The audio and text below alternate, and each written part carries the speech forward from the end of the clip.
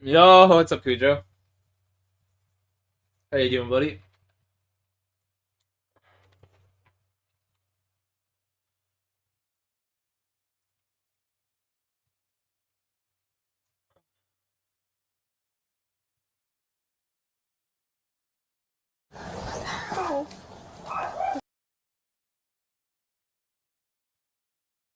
Cujo. There used to be like a phone company in Canada called Cujo. Whenever I see your name, that's what it reminds me of. Cujo. They just have like banger advertisements too.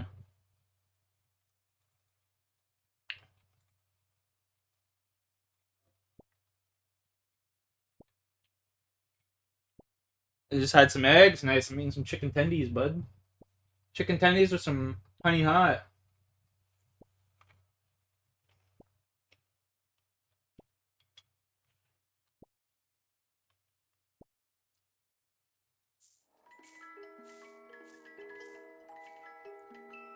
Cody Walsh coming in with a huge sub, brother. God bless. Hit me with the dap. You're a fucking G.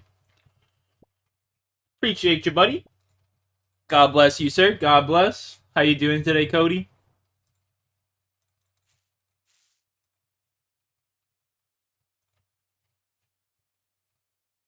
How you doing today, Cody?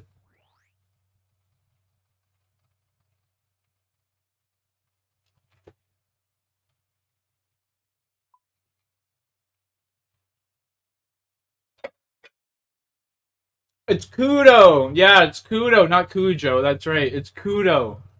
You're right. Bro, I'm fucking retarded. I'm actually fucking stupid as shit. That is hilarious. It's Kudo. You're 100% right. It's fucking Kudo, not Cujo.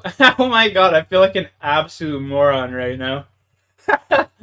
Bro, my face is even going red. That's hilarious, dude. That is fucking funny, man. That is fucking funny, dude. I can't believe I got that wrong. Kudo. Cujo. That is funny as fuck, man.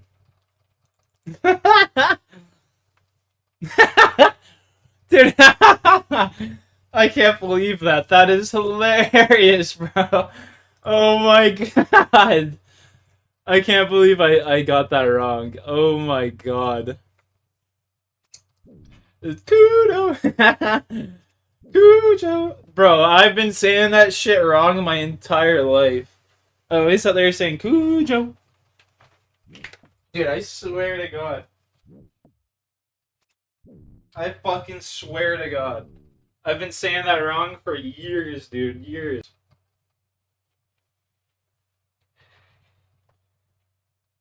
Literal years, bro. Oh my fuck. That's crazy work. I'm stupid as a sack of rocks. I feel as though that unicorn respawns really fast there. Bro, I'm tearing up. That shit funny. Yeah, it's just too funny, bro. I'm some different kind of special sometimes. I swear to God.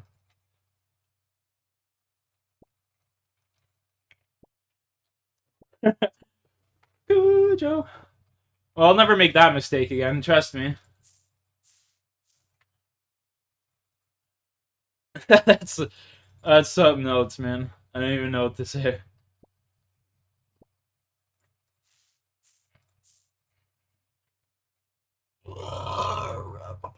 Excuse me.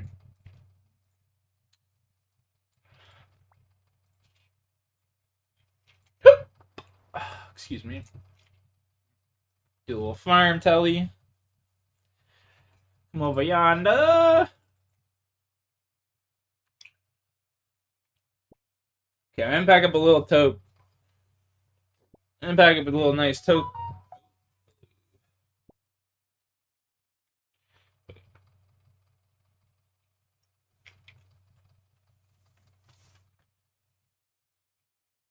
Oh, I thought it was I am Ned still pulling. I was like, dude, I'm stuck in an animation lock. What the fuck? Never mind. Never mind. Yeah,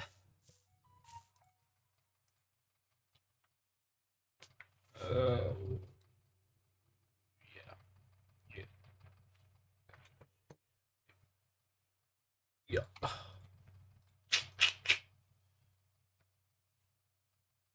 Yeah.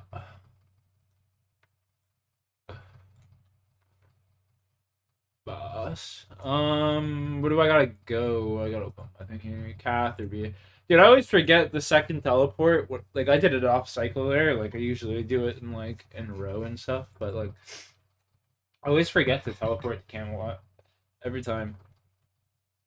It's like consistent.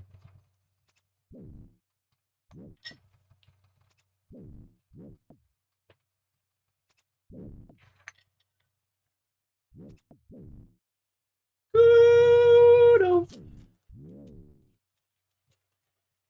I'll never live that down, bro. But as long as I live, holy shit. Kudo.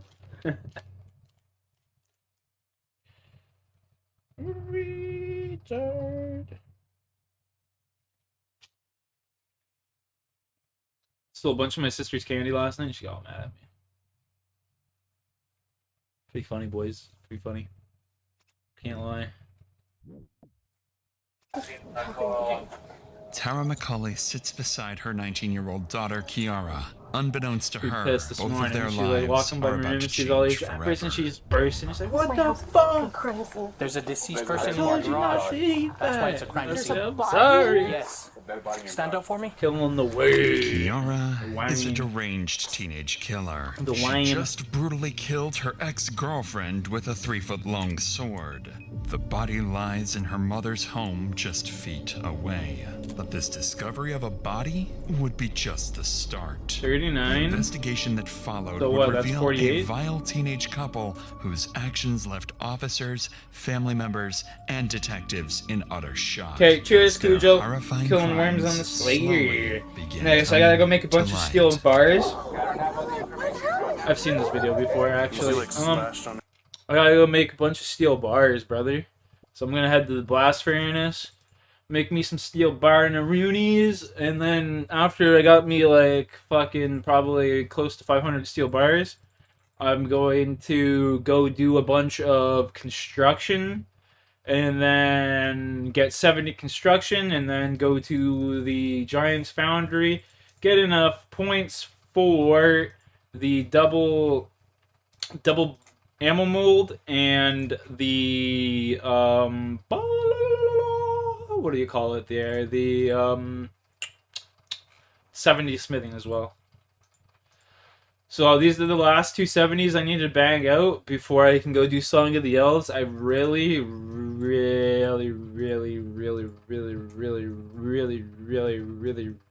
to get Song of the Elves done before I do anything for sailing.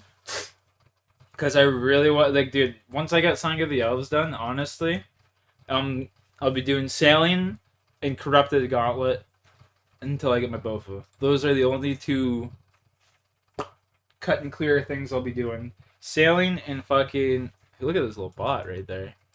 That's definitely a bot. Report that fucking guy right there. Oh, I didn't even let me report him. That's so stupid. That guy was definitely a bot. Tough quest? Yeah, I'm... brain fire. Yeah, I mean, it's definitely a tough quest, but I need to get it done. That fucking part where you're... Ah, dude, I hate Corrupted Gauntlet. I've done it once, and that was more than enough for me. I'm gonna have to do it like 7,000 times. There's a guy that I've seen had close to 10,000 fucking Corrupted Gauntlets done, and he never even got his Bofa. I was like, dude, I swear to God, if that's me, I'm fucking eating the end of a shotgun.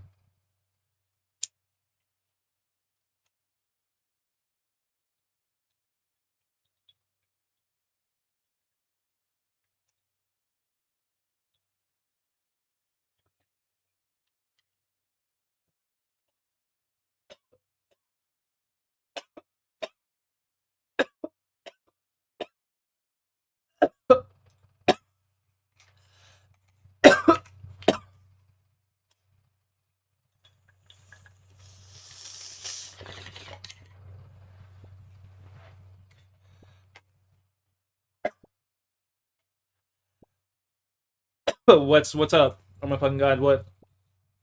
What'd you get? You got a dragon harpoon, didn't you? You got a dragon harpoon, didn't you?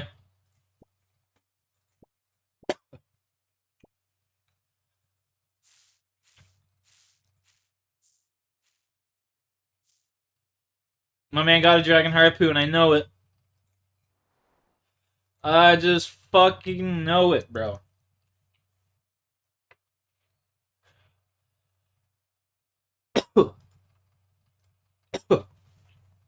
Woo! God damn. I'm cooked, son.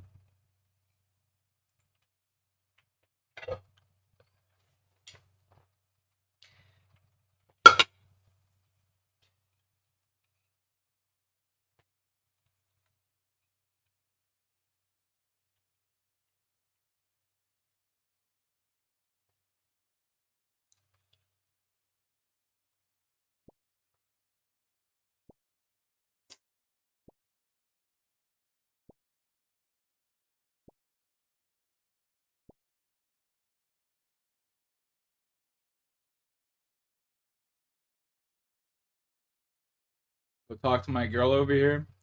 Is her name Jane? Yeah. My girl Jane. Bro, that took some dwarf weed. Damn. I don't think I've ever actually saw that before. And was that magic tree seed? Nice. At least a little bit of seeds there, actually. Pineapples are always nice. Dwarf weed. Do I even have? There we go. Oops. Take one of those. Actually, when I'm at this, we might as well take out. Might as well take out a white berry and potato cacti because I always just keep those freshly stocked up. Never know when you're gonna get them.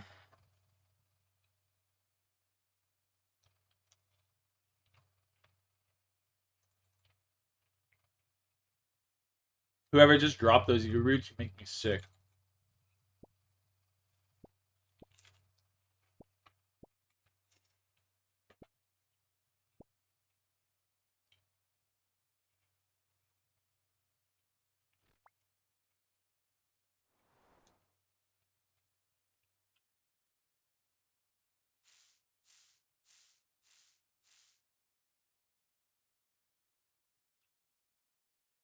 You know what I need as well, actually? I need to go grab that volcanic ash. I need to grab some volcanic ash. One of these days, I'm just gonna go sit there and mine out like 20,000 volcanic ash. Honestly.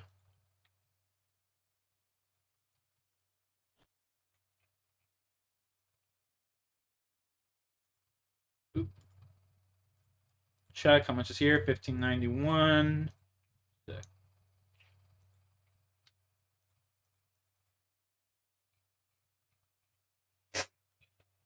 1591. That's a decent amount. Ultra compost. I remember when I was struggling with 100, boys. We're on the come up. We're on the come up now.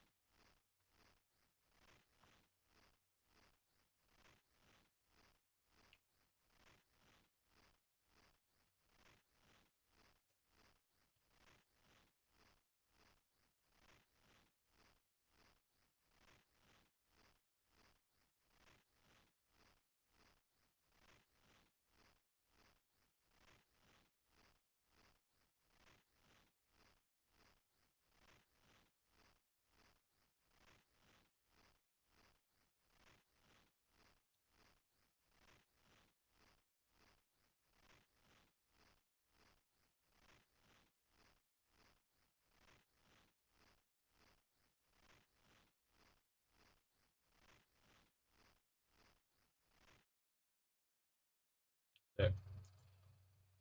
That's fully grown as well. Nice.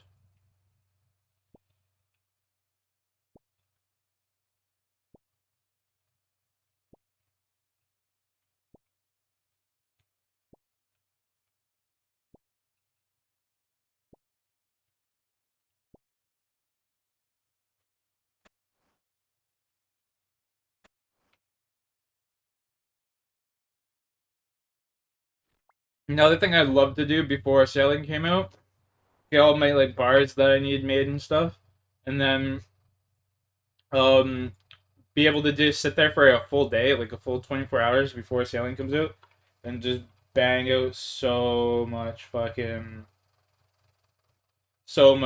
what's it called? Herb lore.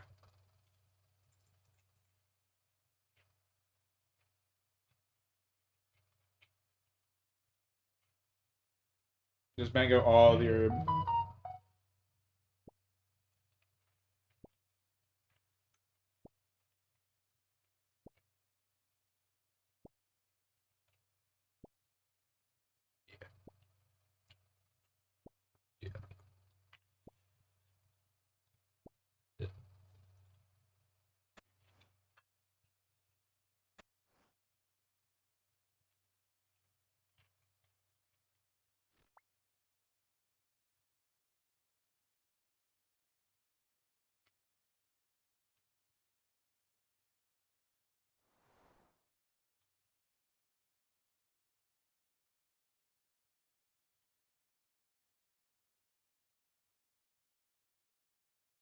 It's scene 49. Womp womp. What are you saying, J-Ski?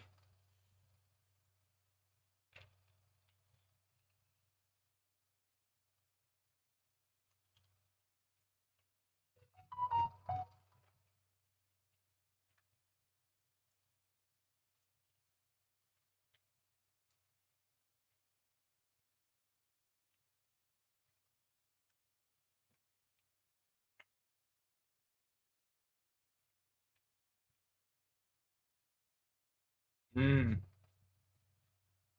Burger, eh? Does sound good. That actually does sound really good.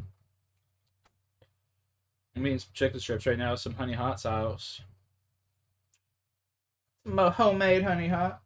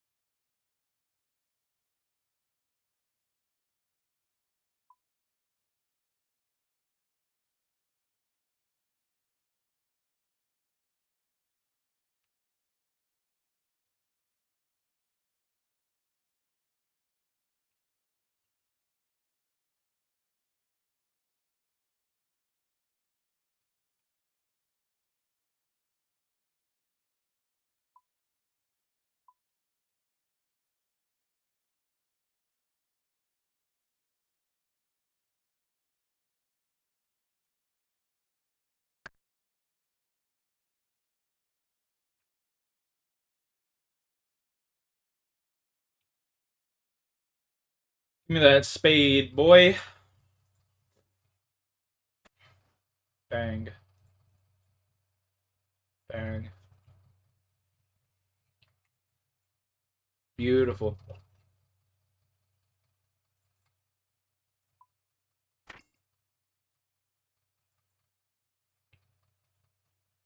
Fucking beautiful. Yeah. Okay, now I just close.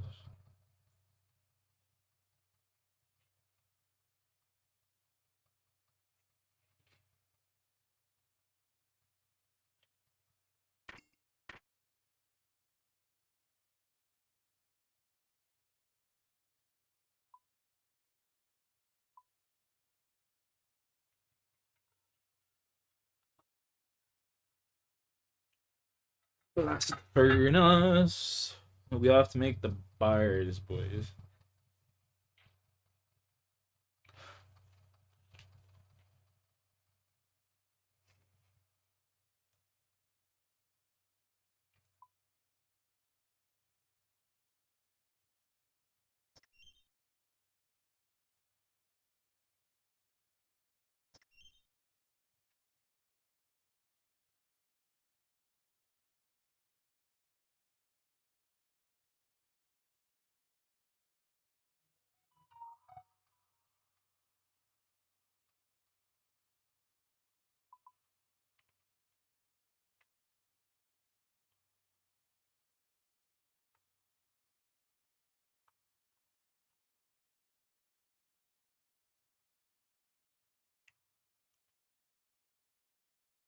a beautiful sight.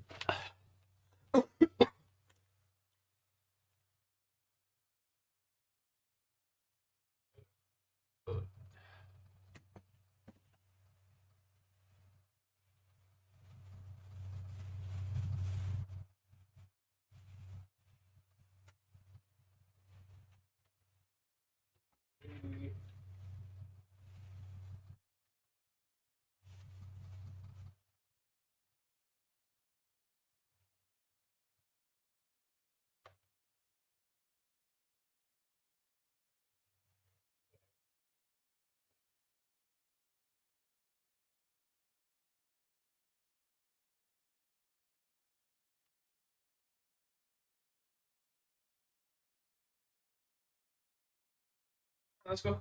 Outside. Outside, let's go. Get going. Get going. Go.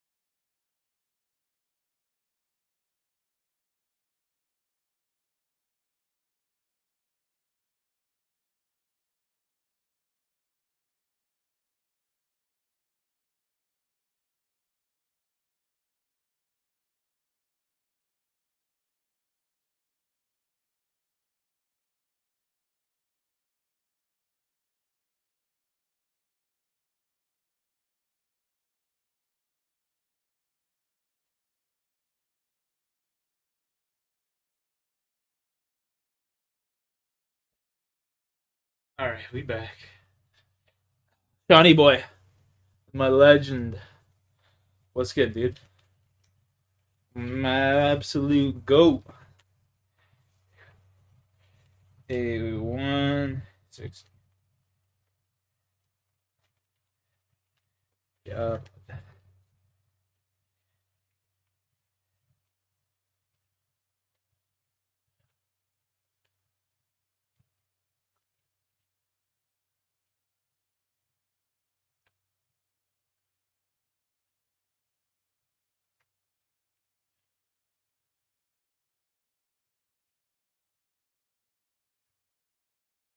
Okay, let's go grab what we need.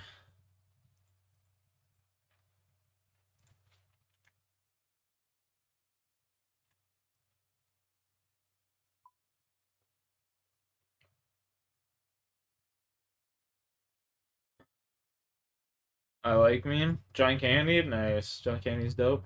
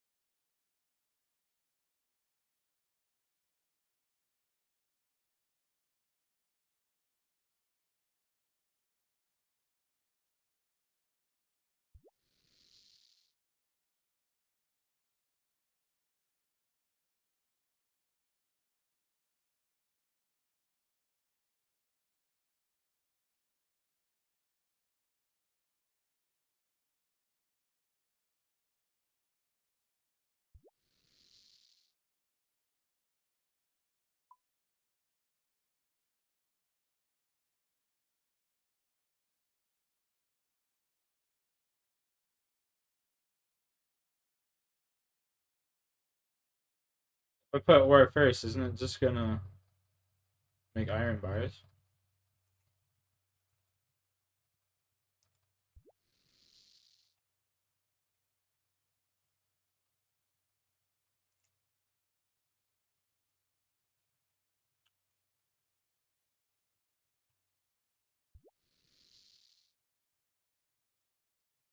It's just gonna make iron bars, isn't it? Lagging? What's going on?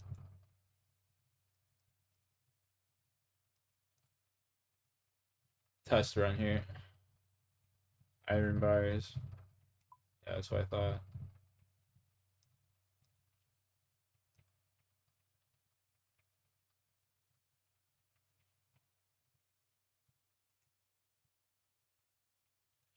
Okay, so shift left click will be close fill. Close. Shift left click is already empty. Okay, good. Excellent.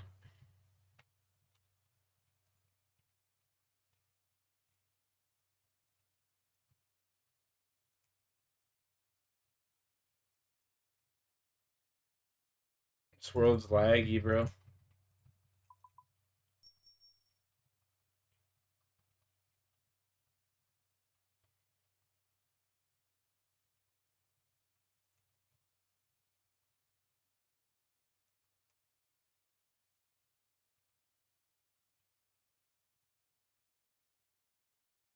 The fuck?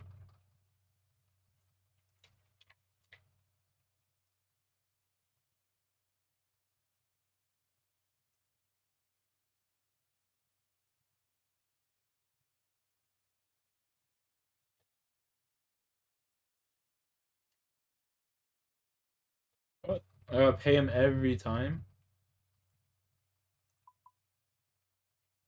Well, it's not right.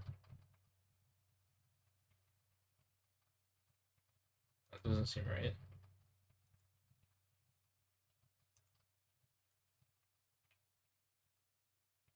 You must ask the foreman's permission before using the blast furnace, but I've already done that.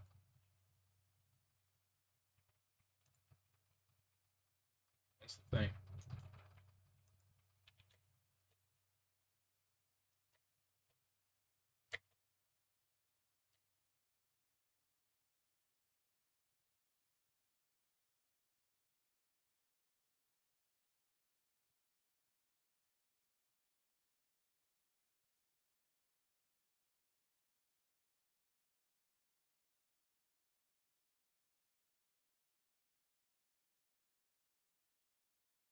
Can you use it? Like what?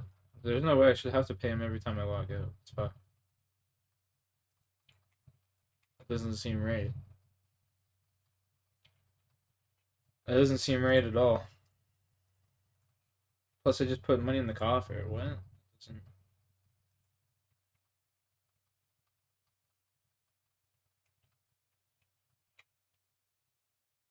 What the fuck's the point of the coffer then?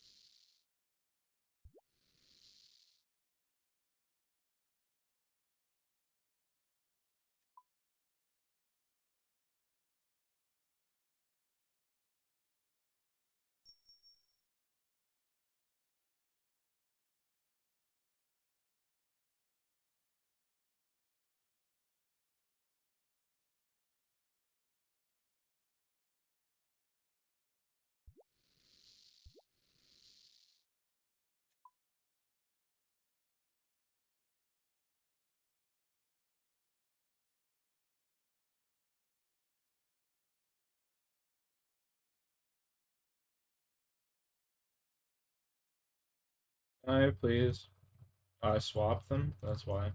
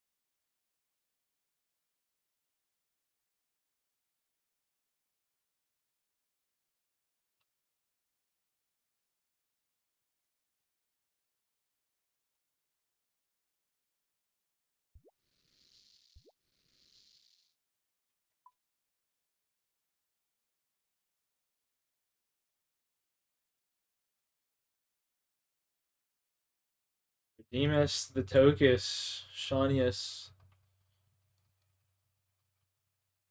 Cheers, man. Bro, it's fucking just pissing it with rain here, man. My god.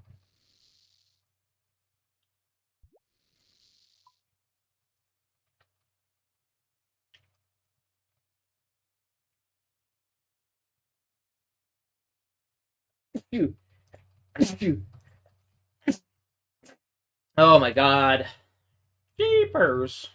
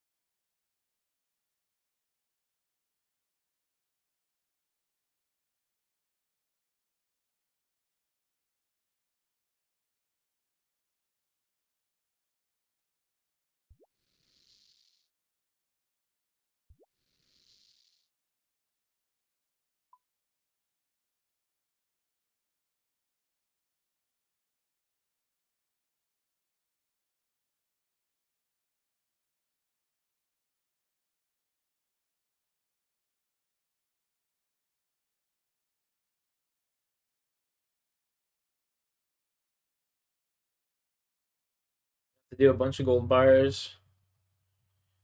I'll be the fastest way of training, honestly. Later. That's definitely what I'll do. I've got like what 1800 there. That's decent.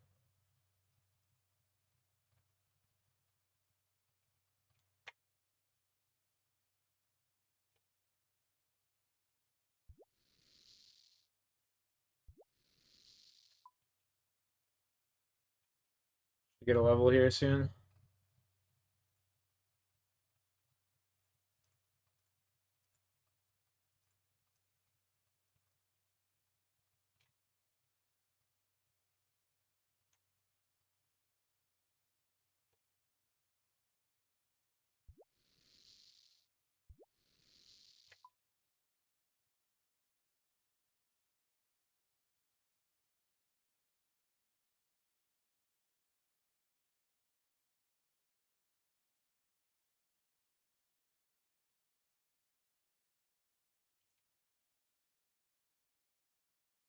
Take that Tokyo scene, Sean. Don't worry. I've not forgot. I'm just trying to maximize this next 30 seconds here before I get fucked. Alright, I'll probably watch. Oh shit.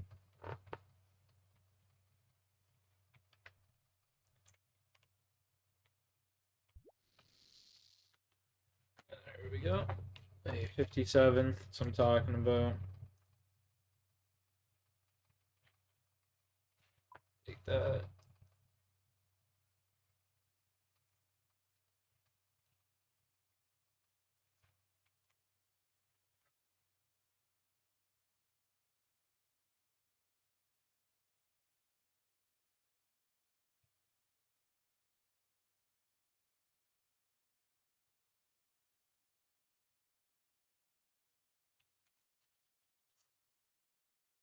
They were exes. Oh. Kim Halleck and Chip Flynn had dated previously, but weren't seeing each other anymore. But on April 3rd, 1989, they decided to connect again, even if only for a night. On that night, they met up in Chip's truck sometime after dark and drove to Holder Park, a quiet wooded stretch in Mims, Florida, where couples sometimes went to talk, be alone, and sometimes other things. Kim and Chip did all of the above, but it didn't end the way it usually does for couples who go there. Kim would leave later, but not with Chip. Chip would be left behind, clinging You're to life. Really? What happened between their rendezvous and her fleeing might have seemed obvious, but what's clear to one person may look entirely different to another. Welcome back to Crime A to Z, where we detail cases and criminals Dude, I from their never very knew beginning that. until well after other reporting ends. Today, we'll be talking about the case of Chip Flynn. Dude, what the fuck? Some cases are hard to solve. This one was Yo, not. dude, Or that's at least crazy. it shouldn't have Cujo, been. dude. Yo, The evidence was strong. Shout out fucking Cujo, dude. What the fuck? That's crazy, bro. Sick, man. Thank you so much.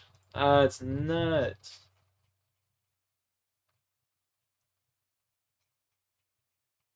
That's nuts, dude.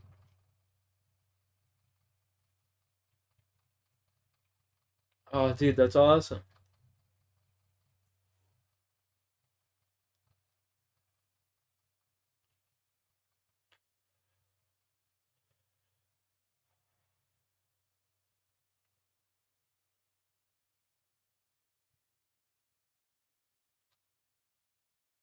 Smithing level here. Nice. How many bars do I have? Oh, that's 567. Yeah, it's alright for now. That will do, that will do, you know what I mean? For what I've got in mind.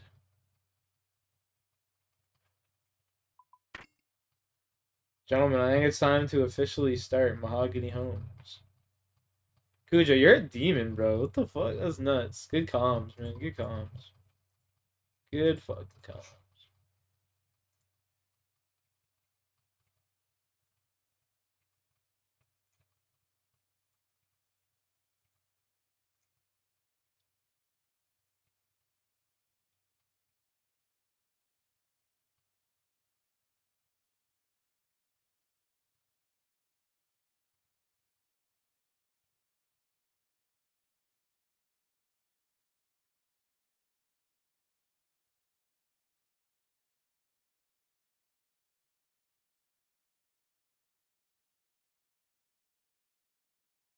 See, for things like this, I wish you could just keep your coins in your bank and just, like,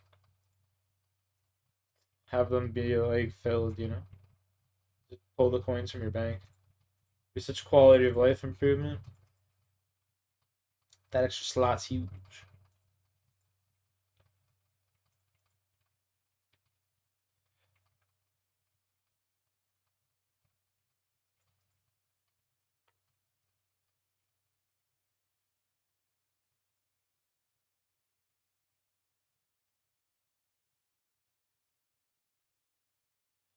See here. 10.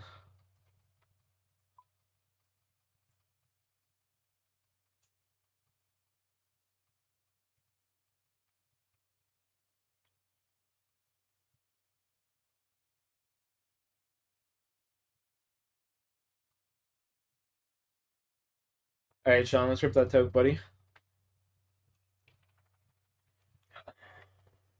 1800. Let's check that out real. Well, yeah, right. Smoke. What's wrong, buddy? Who is it? Who's here? Mom home?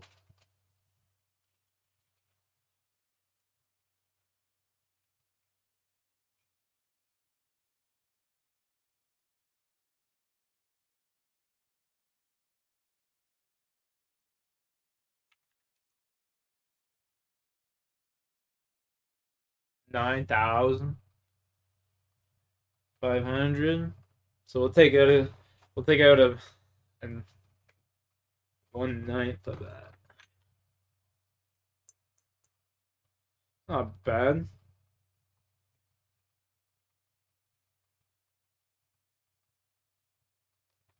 Plus I gotta make a bunch of mithril bars on top of that.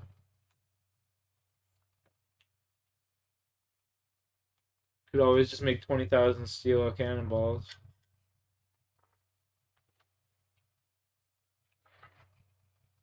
$17,000. Yeah.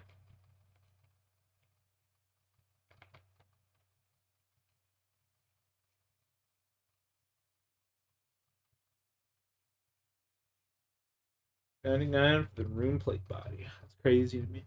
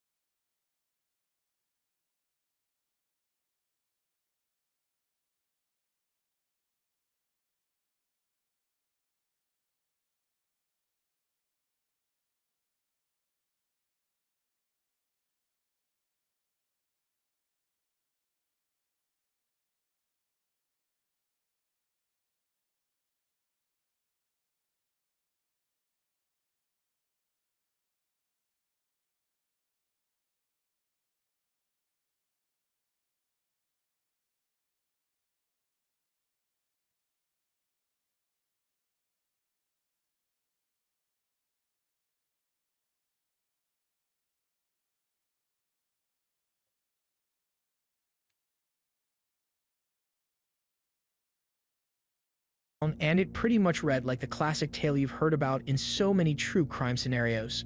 But that's before things went completely sideways. If you thought our coverage of the Williams case was gut-wrenching, you should definitely sit down for this one. And before we get started, if you like how we present this case, please help us out by hitting like and subscribe. And if we can steal an extra moment of your time, we'd really appreciate you sharing as well. Let's go. Yeah, like 500 of each, Tori.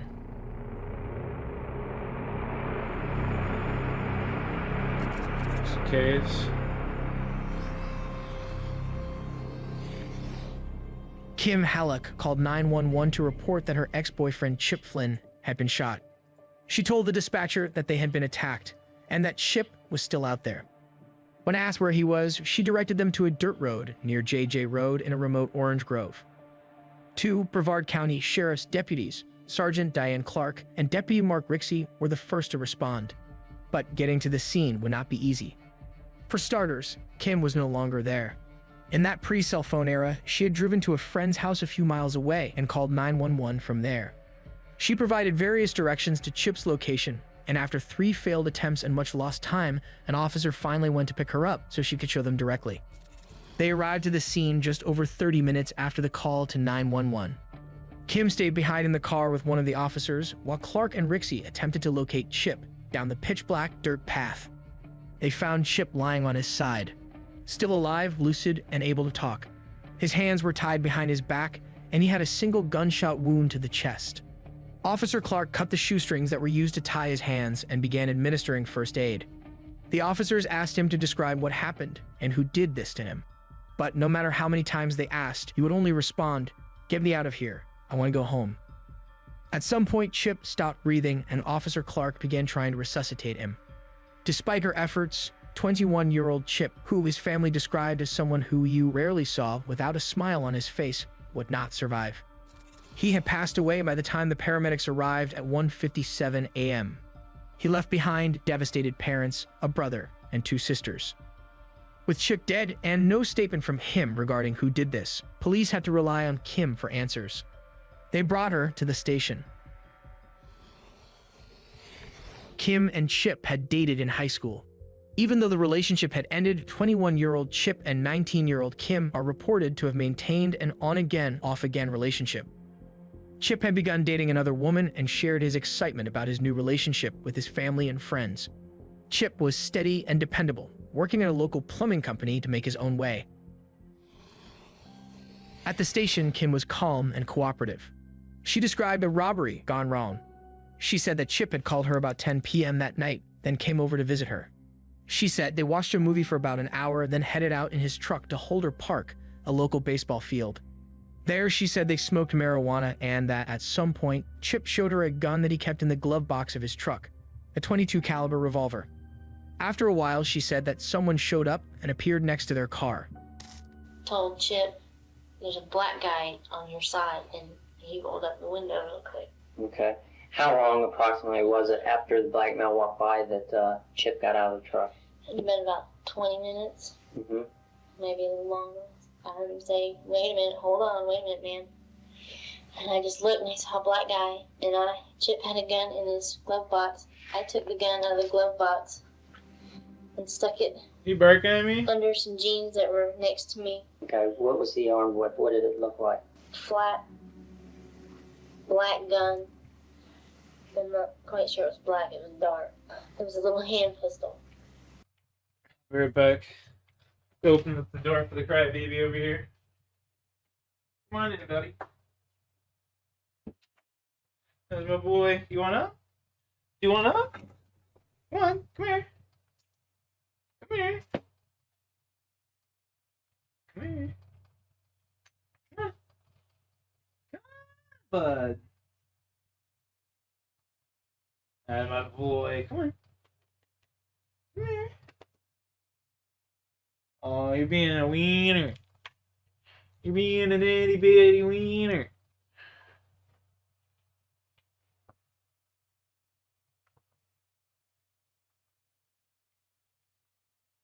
It wasn't a big gun. He tied Chip's hands together. He made Chip How did he tie his hands? with a shoelace. Mm-hmm. In front or in back? Behind his back. Uh-huh. What position is Chip in at this time? He was on his knees when he got his wallet out of his pants. Chip was on his knees. Okay. And he opened up the wallet, and then he threw it at me and told me to take out the money and count it. And approximately how much money was in the wallet? $185. Okay. She described how she said they drove to the Orange Grove. The black male's driving, you're sitting in the center, Yes. and Chip is sitting on the right passenger seat. Yes. Alright, so after the truck stops, does he shut the truck off? Yeah, he shut the truck off. He yanks me with him, and Chip tried to get out with me. But when Chip tried to get out, he shut the door, and Chip kind of kept the door open a little bit. I got away. I ran around the truck to the passenger side. I opened the door, and just as I got to the door and opened it, got about 1 foot in, the black guy came after me back around the same way I went, behind the truck, grabbed my arm, yanked me back out, and I fell on the ground by the back rear tire of the truck on the passenger side. And he was like next to me with one arm around me and the gun at my face. Chip, his hands were behind his back. He leaned out of the truck and somehow shot at the guy, and the guy stepped back. Chip dove out of the truck. I jumped in the truck, shut the passenger door, and then I reached over and locked it, and I heard about 5 or 6 gunshots. She said that she then started the truck, drove off, and went to call 911. Her account was clear, confident, and detailed, walking through the events calmly and without hesitation. That's the certain crazy part. about every detail. The terrifying encounter would even be summarized in a few words on Chip's obituary. Setting aside the harrowing nature of the crime and Kim's confident retelling of it, some things simply did not add up. What was the most concerning was that her story shifted across retellings.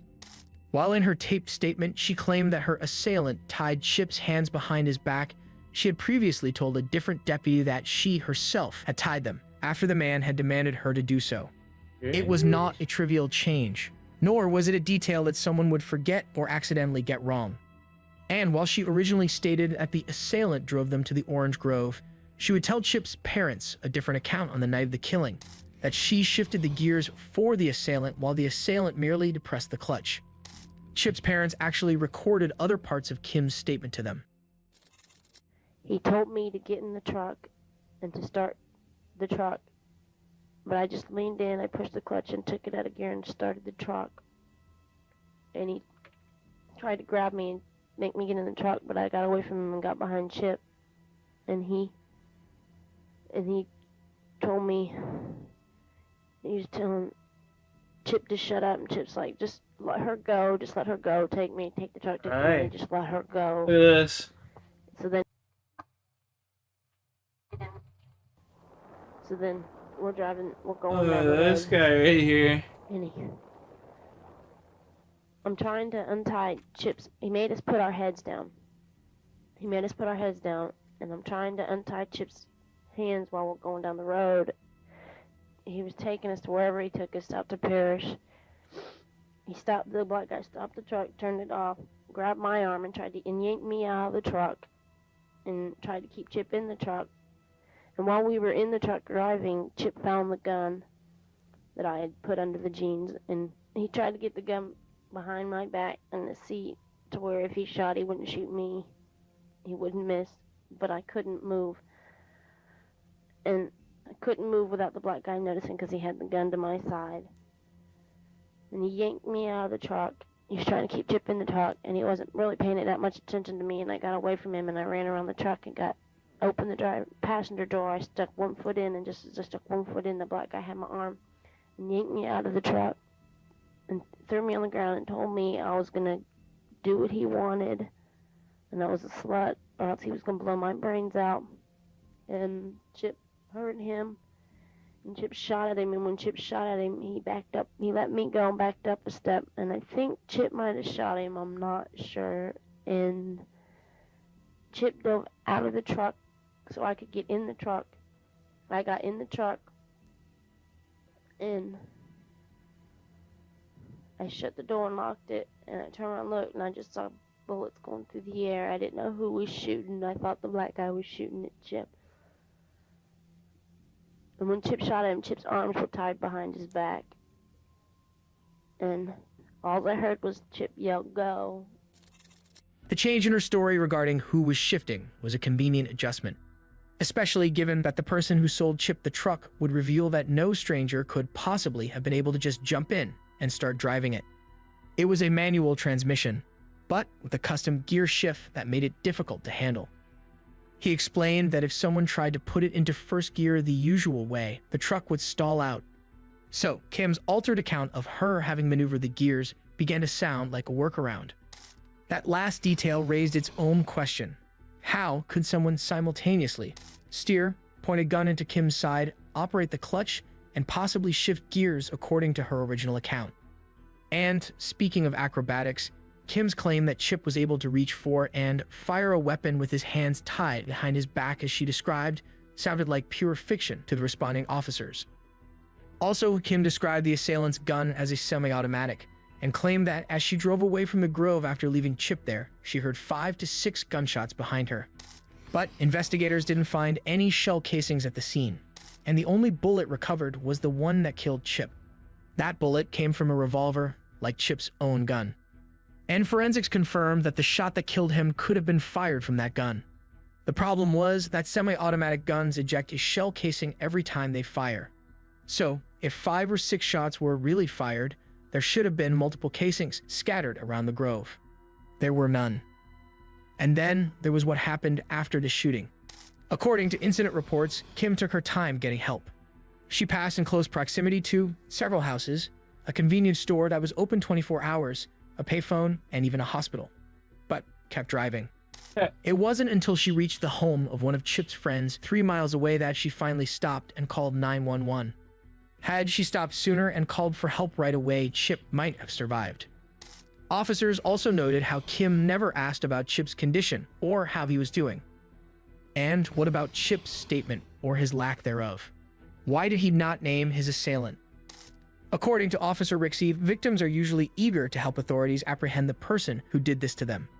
But Chip didn't give them a single clue, description, or even mention of his assailant to help bring his killer to justice. The officers found that extremely strange. They speculated that he may not have expected to die, so he may have been trying to protect someone. There was also context that didn't go unnoticed. Kim was Chip's ex-girlfriend, and she admitted to officers that they had actually argued that night. And it was known that Chip had been seeing someone else, and that Kim was not happy about it. But before those inconsistencies had time to manifest, police were on the case searching for the man that Kim described. They brought in the canine unit and found a set of shoe prints near where the truck had been parked. At first glance, the shoe prints appeared to lead straight to the truck, suggesting they may have belonged to the assailant whose trail ended there when he forced his victims inside and drove away. But upon closer investigation, it was clear that the prints did not stop there. They kept going, past the truck, and along the fence line, walking in a direction that led right out of the park. It suggested that the prints were not left by the attacker at all, and whoever made them probably walked away, not drove. But they pursued the footprints anyway. The dog followed the scent from the shoe prints to a nearby residence, and police began questioning the people who lived there. Back at the station with Kim, she was telling detectives that she did not get a good look at her assailant. I'm not quite sure it was black, it was dark. She also divulged that it was pitch black that night, no moonlight. That would have made it nearly impossible to see anyone clearly outside the truck. She said that the assailant was little more than a blur. Still, despite the darkness and her own admission that she didn't get a good look, she went on to provide a detailed physical description of the man she said attacked her and Chip. From her description, the assailant had long jerry curl styled hair with the ringlets hanging over his ears, a popular style in the 80s. She said that he had a broad nose, flaring nostrils, eyes not big but not small, and lips she described as not big. She said he was wearing a green army-style jacket, jeans, and heavy work boots. She described the perpetrator as having a big build, not quite as big as a bodybuilder, but he was just big. The police took her at her word. They didn't test her hands for gunshot residue, nor did they test her clothes. She was not examined to check for any physical indications of her potential involvement. Instead, police got right to the task of finding the man she described. They were honing in on a man that police said was not only identified by witnesses as being at the ballpark the night before the attack, but was also tied back to the very house that the dogs had led them to. The house where officers had already questioned several people. Enter Crosley Green. Not at all a match to the jerry-curled, heavy-set man that Kim described. Crosley Green wore his hair cut close and was rail-thin. At age 31, Crosley, whom his large extended family lovingly called Papa Green, had earned the nickname after his parents died, and he stepped into a father figure role for his siblings and younger cousins. Although he had run-ins with the law, primarily minor theft and low-level drug charges, he nonetheless earned genuine respect from his family and those around him. The weak physical resemblance made the case shaky from the start, but police pointed to 3 witnesses who claimed that Crosley had confessed to killing Chip to them. But Crosley had an alibi. He said he was at a party at the time of the murder, along with numerous people who could verify it. Police retrieved a photo of him from a prior booking and included it in a photo lineup shown to Kim Hallock. She tentatively identified him, saying that he may have been the attacker. Officer Clark, one of the officers who responded to the scene and attempted to resuscitate Chip, noted how flawed the lineup was. She stated, "I've done photo lineups myself, and I've never seen one so obvious as that." She was referring to the fact that Crosley's photo was markedly different from all the others, both smaller and darker, making him stand out among the crowd. He was also in what was called the bull's eye of the lineup, the position where the eye first goes. Crosley's picture was in what That's crazy prosecutors and police officers called the bullseye. It was smaller, it was darker, it stuck out like a sore thumb. And so if someone was going to pick the black guy, he was the blackest guy. He was surrounded by 5 light-skinned African-American men that looked nothing like him. But that identification was just one of law enforcement's alleged missteps. That's crazy work right there, bro. What the fuck? Oh, that's actually wild. They did that man a disservice doing that. That's fucked. That's fucking crazy. There you go. Oh, I'll take you outside though, man. Let's go.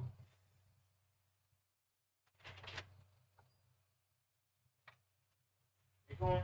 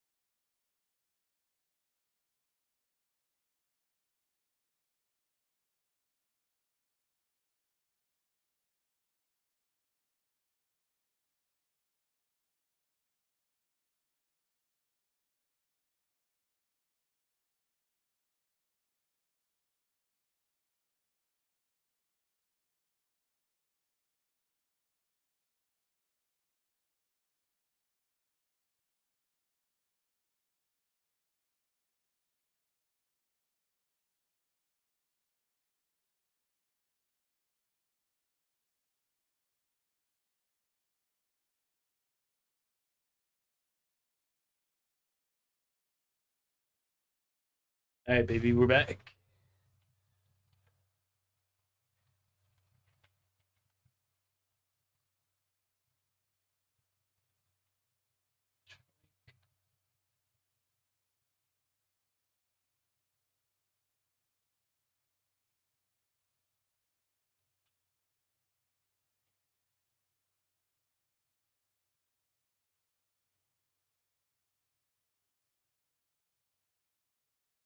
Alright, that's good enough for now.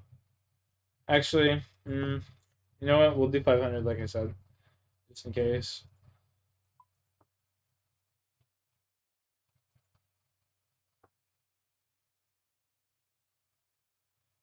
Decent steel bars. We'll be able to go do some mahogany homes. Value.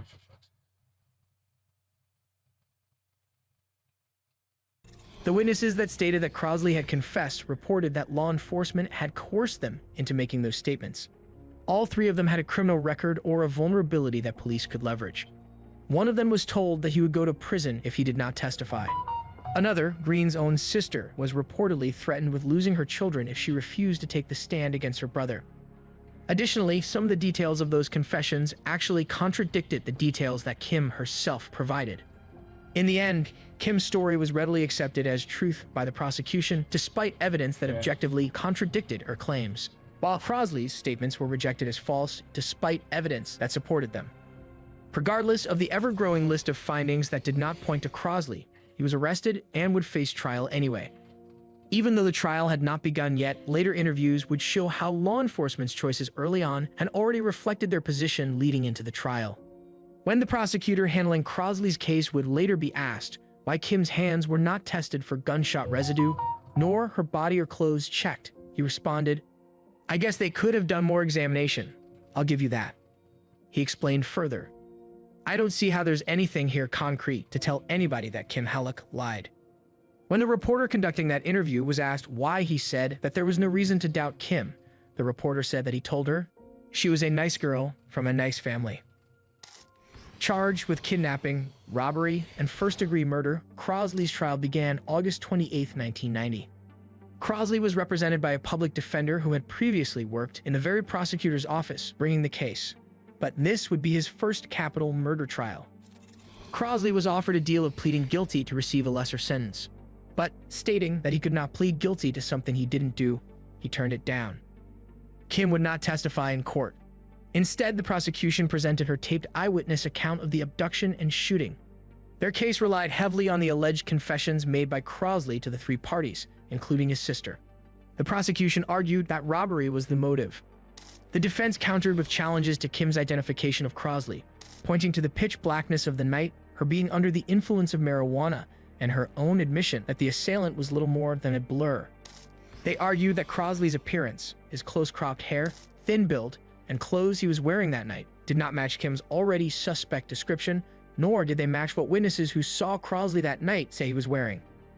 They attacked the dog tracking and footprint evidence as having no clear link to Crosley, even noting that they were from a pair of sneakers that were not even his size. And they stressed that Crosley's fingerprints weren't anywhere, not even in the truck. No shell casings, no gunshot residue on Chip, who Kim claimed fired a shot. And Chip hurt him, and Chip shot at him, and when Chip shot at him, he backed up. He let me go and backed up a step. And the only bullet recovered traced back to Chip's own gun.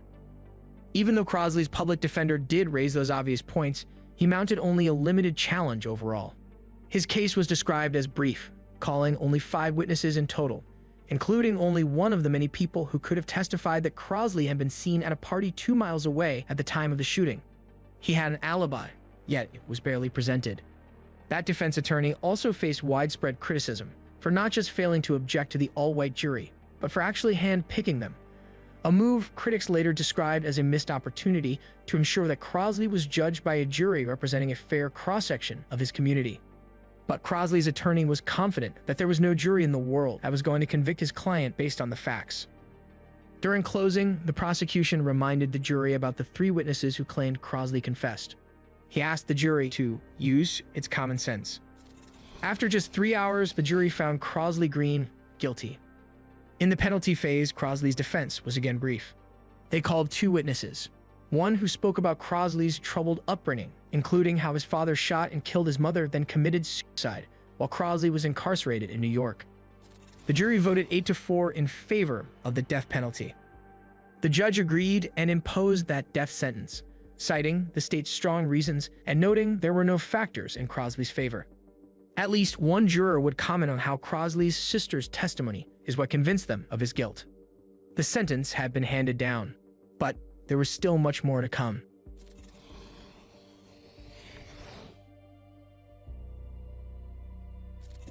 Following his 1990 conviction, Crosley Green pursued multiple appeals, all initially unsuccessful. Over the years, Roxley and Clark have been unwavering advocates for Crosley's innocence, convinced of Kim Halleck's involvement. When I put a badge on, I took an oath to serve and protect the community, and that meant all community. In this particular case with Crosley Green, the truth is hidden. And to me, that's a travesty of justice. He spent half his life in prison for something that I don't believe he did. And I hope the wrong can be righted. But the prosecution was the complete opposite. The state attorney's office stated that reopening the case was not in the interest of justice, citing Crosley's prior criminal record as a factor in their decision. Even as new evidence surfaced, key witnesses recanted, and possible wrongful conviction was weighed, former prosecutor White remained certain that Crosley Green was guilty. Clark and Rixey said that they met with Prosecutor White 4 months after the shooting to make sure he knew about their suspicions about Kim Halleck. They shared the reasons they believed she was the shooter and not Crosley. The result, they said, was that he was dismissive of them. When pressed about the inconsistencies during an interview, White said, "I would love to have had a stronger case, but it is what it is." And when asked if it was possible that Kim had picked the wrong person, he simply said, "I don't think she did." He later said, "That still leaves you with the issue whether or not it's Crosley, and you have arguments pro and con about that. But the one thing I'm sure of, based on the evidence in this case, it wasn't Kim Halleck." For 19 years after his conviction, Crosley Green sat on Florida's death row, his life confined to a 6-by-9-foot cell for 23 hours a day. He never changed his story, insisting he was innocent and was at a party at the time of the killing. While in prison, he kept fighting his case, filing appeals, and with the help of supporters, pushing for evidence to come to light. Persistence paid off. By 2008, innocence organizations began taking interest in the case. What they found was alarming. Police reports that didn't match, stories that kept changing, and potential misconduct by police. After going through piles of records, they became convinced that from the start, law enforcement was set on reaching one outcome. One significant discrepancy they found involved a diagram shown at trial. There, prosecutors argued that the footprints proved that someone walked up to the truck and left in it, just as Kim claimed, and they used a diagram to prove it. But their diagram did not match the actual crime scene footage, which showed the footprints leaving the park. Footprints after proceeding west will then continue on around just to the outside of this fence. The misrepresentation suggested that the state's version had been reshaped to fit their case. Crosley's new defense team also discovered how law enforcement had pressured a witness named Tim Curtis into lying under oath. Curtis told authorities that he saw a male juror in the courthouse parking lot slide his finger across his throat, a gesture signaling that Crosley was as good as dead. Curtis later admitted that when he was brought in to identify that juror, sheriff's deputies told him that if he admitted what he saw, it would cause a mistrial and Crosley would go free. So, Curtis said he lied on the stand and said that he could not identify the man, even though he saw him sitting in the jury box. The thorough examination continued to expose serious flaws and troubling patterns in how the state built its case. Then, in 2009, the defense made two breakthroughs. First, Crosley was removed from death row after a court ruled that he could not be sentenced to death without proof he was the gunman. Since there was no physical evidence tying him to the crime, his sentence was reduced to life in prison. Also in 2009, another huge breakthrough was discovered. The prosecutor had been in possession of a handwritten note made by an officer that could have helped Crosley, but he never shared it with the defense as required by law. The note indicated that the two white responding officers, Clark and Rixey, had expressed doubts about Kim Halleck's story, doubts that, according to later court filings, could have been relevant to an all-white jury's assessment of her credibility. The state had withheld evidence, and it changed everything. It would take nearly a decade after the discovery of that note, but in 2018, a federal judge vacated Crosley Green's conviction, ruling that he had been denied a fair trial. The court concluded that if the jury had seen the suppressed police notes which cast doubt on Kim Halleck's story, there was a reasonable probability that Crosley would not have been convicted. The ruling marked a major victory, but Crosley was not yet exonerated. The state of Florida quickly appealed the decision, and Crosley remained in legal limbo. Then, in 2021, after spending 32 years behind bars, Crosley Green was finally released from prison, but not cleared. He was placed on house arrest as he awaited the outcome of the state's appeal. Once he was freed, Crosley restarted his life. He found a full-time job as a steel manufacturer, spent time with his family, and even got engaged. And despite all that he had been through, he was not at all bitter. Of course I still have faith in the justice system. I have thought a lot of times that God did this for a reason. God spared my life. I'm still here. You know what I'm saying? He got something planned for me because I'm not sad, I'm not angry, and I don't hate no one. That's all in the past with me. I'm just looking forward. Meanwhile, Florida prosecutors continued to double down. They claimed that the conviction was overturned on a procedural technicality, not innocence. They refused to retry the case, but also refused to drop the charges or clear Crosley's name. Then the ruling came in. In 2022, the Court of Appeals, in a 2-to-1 decision, reversed the lower court's ruling that had vacated Crosley's conviction. Despite a strong dissent from one judge, the majority concluded that the withheld evidence was not significant enough to have changed the outcome of the trial. That left Crosley with only 2 options: a petition to the U.S. Supreme Court or the possibility of parole. His team filed a petition with the U.S. Supreme Court, but they declined to take his case. In April 2023, 2 years after he was released and now in his mid-60s, Crosley Green was ordered to return to prison to complete his sentence. He surrendered himself to the Florida Department of Corrections on April 17, 2023. Prior to Crosley's return to prison, Kim Halleck told the Washington Post in an interview, "I testified to the truth. Green needs to go back to where he belongs." Authorities have never re-questioned Kim Halleck, the sole eyewitness whose story formed the foundation of the case. She has never testified in open court or faced cross-examination. Her story has remained unchallenged since 1989. She is now 47 years old and still living in Brevard County with her family. She's reported to have written a letter to 48 Hours in 1999 stating, in part, "The fact is that there are only 2 surviving witnesses from that evening, myself and Crosley. And I'm sure deep down inside, Crosley knows that he is right where he deserves to be." Crosley has forgiven his sister for testifying that he confessed to murder. While others wrestled with how his sister could testify against her own brother, Crosley insists he understands. He explained, "That wasn't her testimony. That was the state's testimony. No matter what, I'm not angry at her." As of the making of this video in late 2025, Crosley Green remains behind bars. He has been a model inmate throughout his incarceration. At that point, with Crosley's only remaining legal option being parole, his team filed for it, requesting early release. But the request was denied. With all legal avenues now exhausted, they have stated that they will petition Florida's governor for clemency. As of today, Crosley's tentative parole date is set for 2054, when he will be 97 years old. Crosley Green's case is one of over 3,400 known wrongful convictions in the United States since 1989. And like many, his was not the result of a single mistake, but a stack of compounded failures. According to the National Registry of Exonerations, nearly half of all wrongful convictions involved official misconduct. Even when such failures come to light, the legal bar to overturn a conviction is staggeringly high.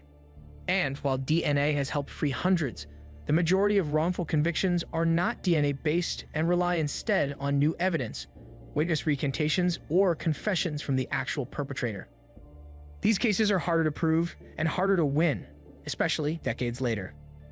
Crosley Green has been fighting to clear his name for more than 3 decades, and counting. That was a lot. What are your thoughts about Crosley and Kim? Please share them in the comments below. And please don't forget to hit I don't know, man. That one's pretty crazy.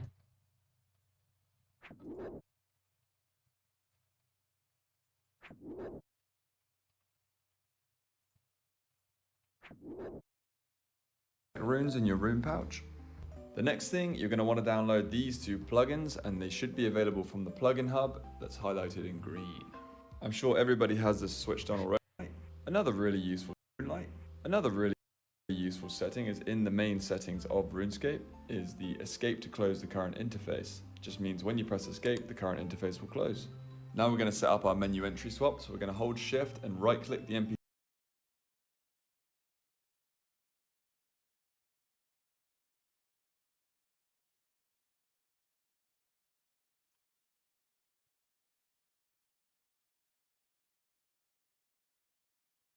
You go on top to Amy. There we go like this.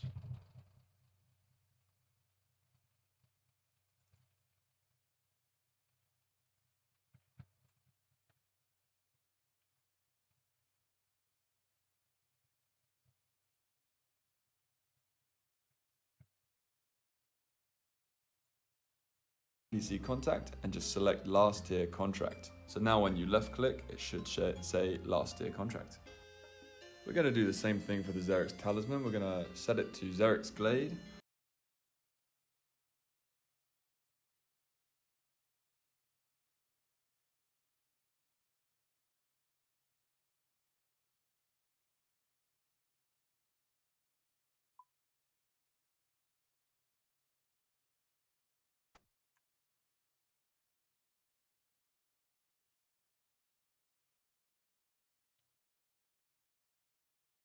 Make sure you do this whilst it's equipped because we don't want the menu to change in the inventory. Now, whilst we're inside the bank, we're going to change two things. We're going to change the left click option on your plank sack to use, and then we're also going to change the left click option to withdraw all on your mahogany planks. That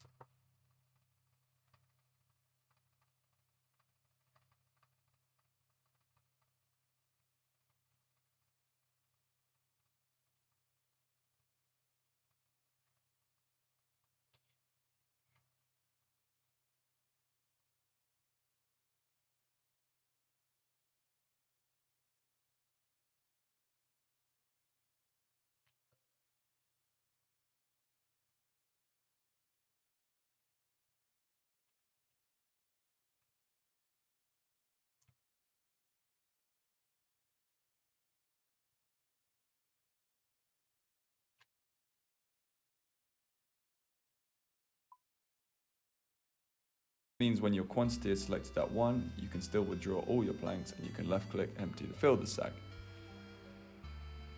Now to get started, we're going to go and see Amy in this building in Valador.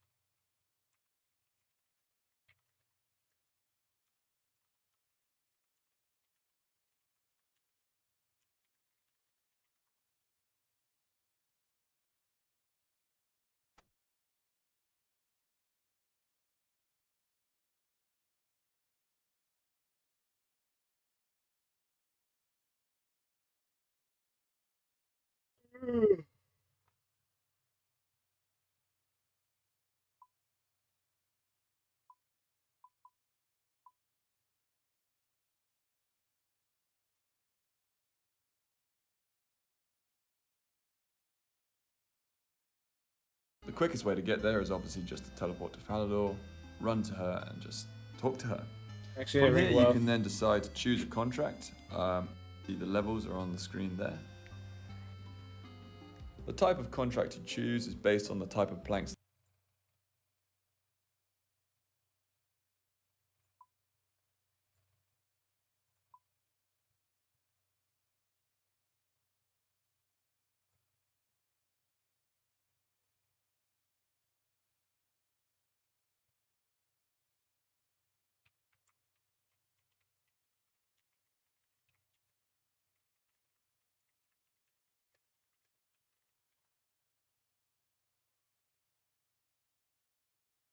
Gotta go. Yo, love you, Sean. You said trouble, buddy.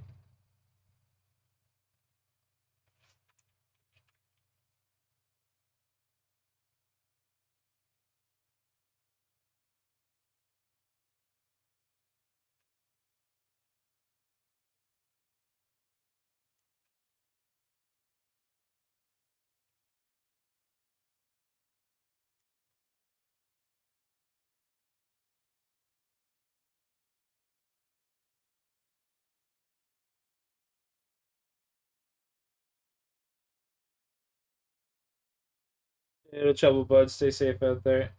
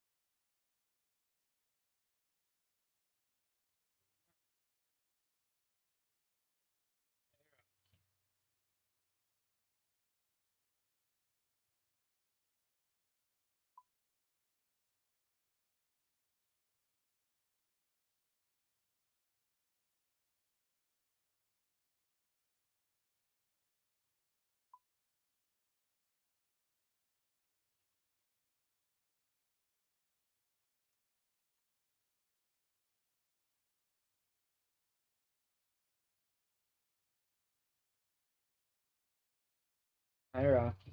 Hey.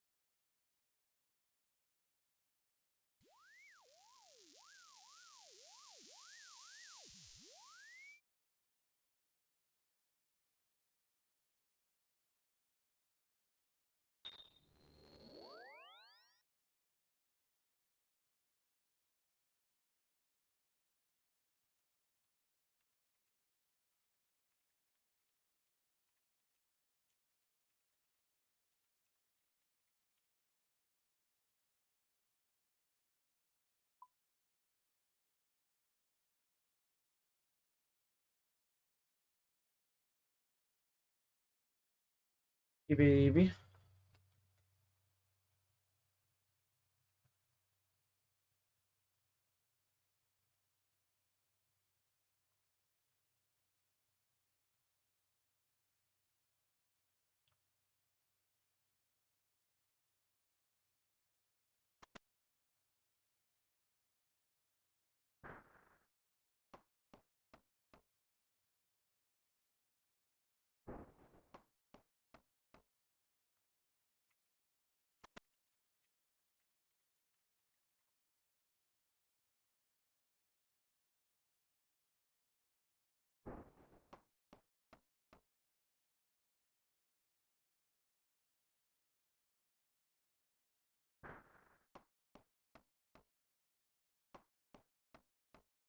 This will be fun.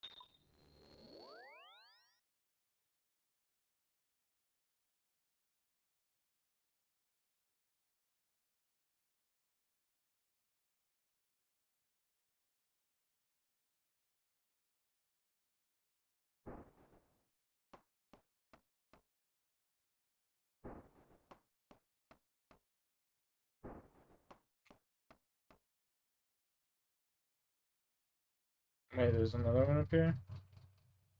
Where?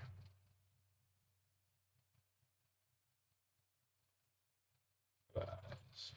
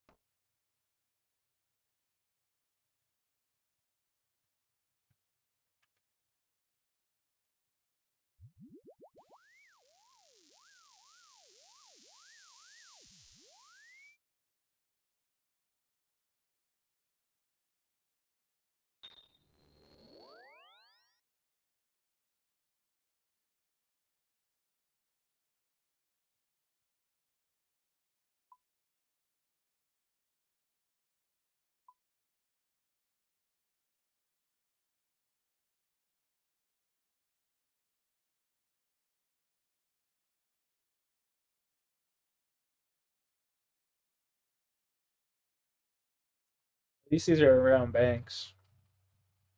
And they give me run energy after, so it's not that big of a deal.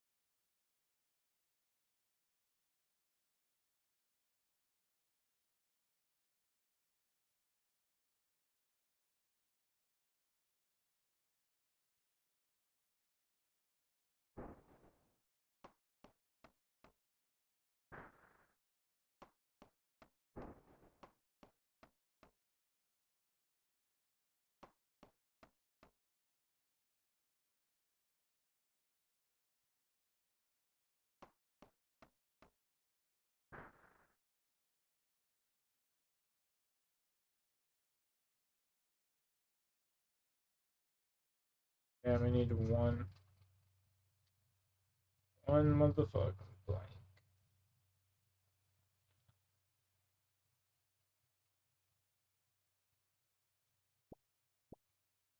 Give me a quick pineapple, you know? Shoink. Her name was Lola. She was a sugar.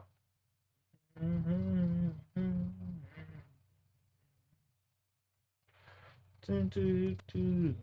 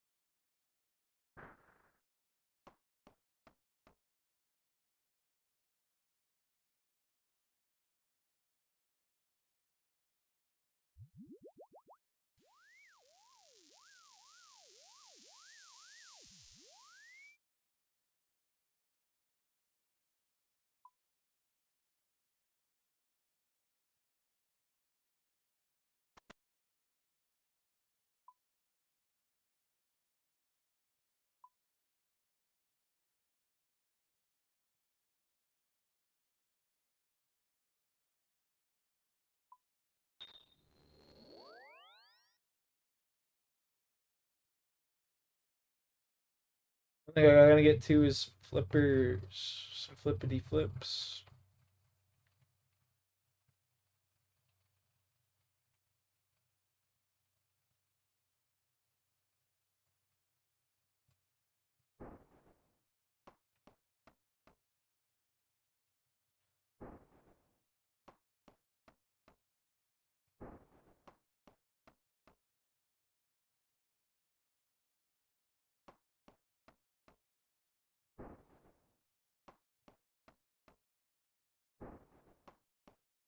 Yo, what's up, Jackson? Mr. ADHD. What are you saying, bud?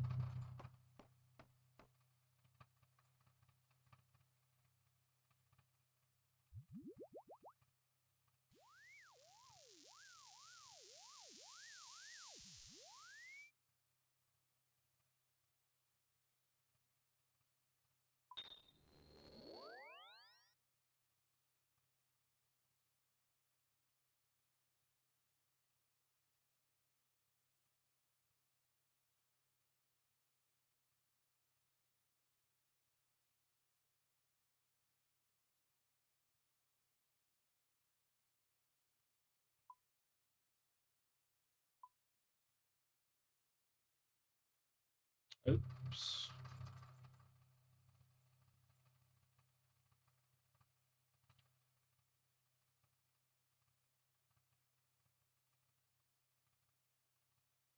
Gotten more? Yeah, I haven't been gambling a lot. That's why I got my job before I went and just worked and paid off a bunch of debt. And then now I'm just chilling. Stress free, bud. Stress free.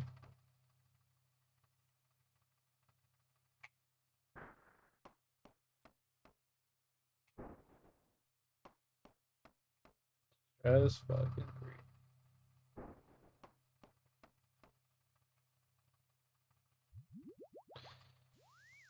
Yeah, you can't be chasing. Can't be chasing. I learned that one the hard way.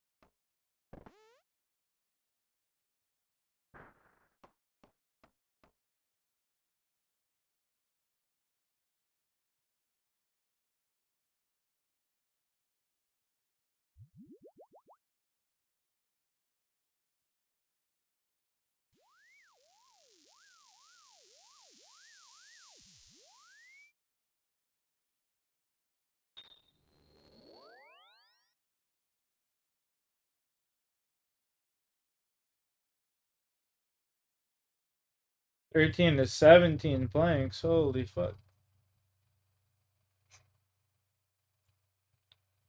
It's crazy work.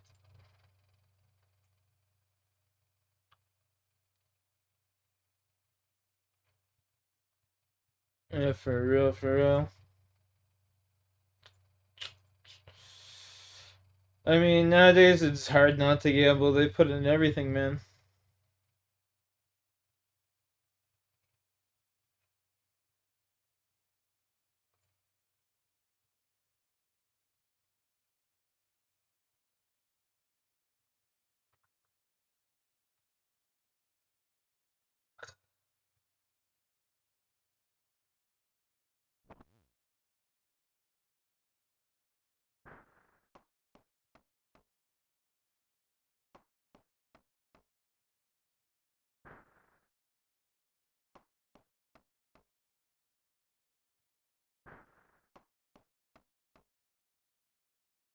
Oh, many ads on Ontario? Yeah, man. They want your ass to stay poor.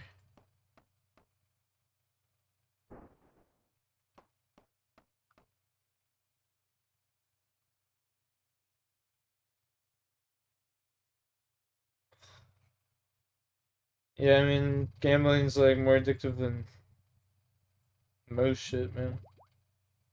I don't know.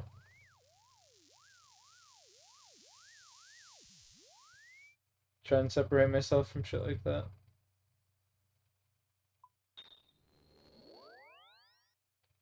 I'll still gamble the odd time here and there, but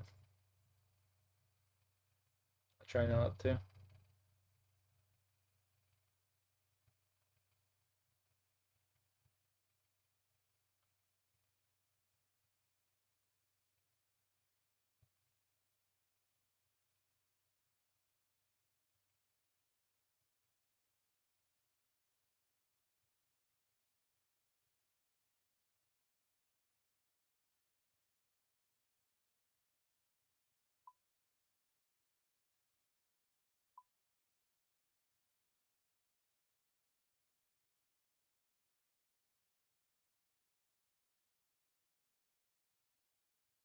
Oh, fucking mahogany.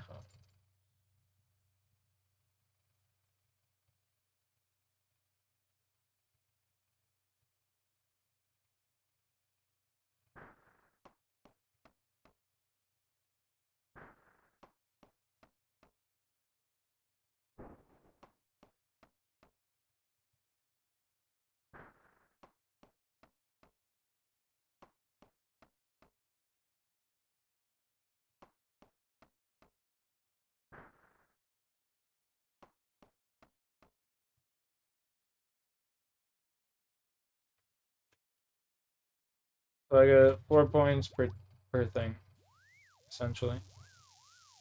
Gotcha.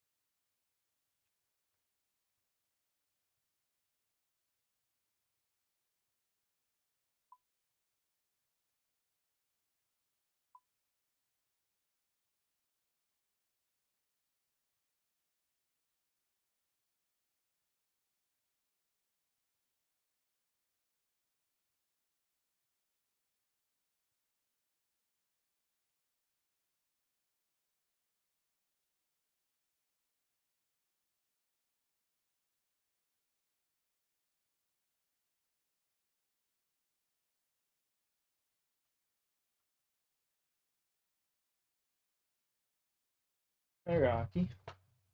Oh, hello, Rocky.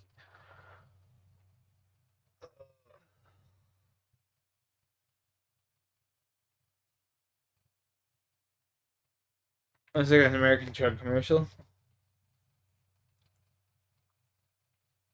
What the fuck's this guy's door? There.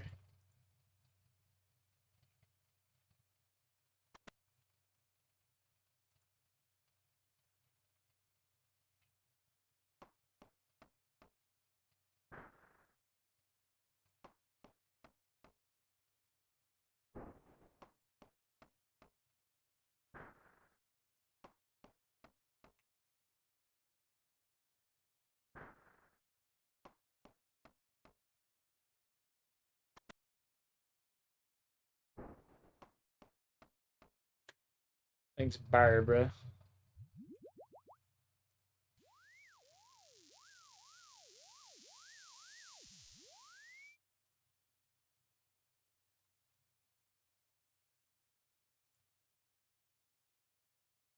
I have to do 90.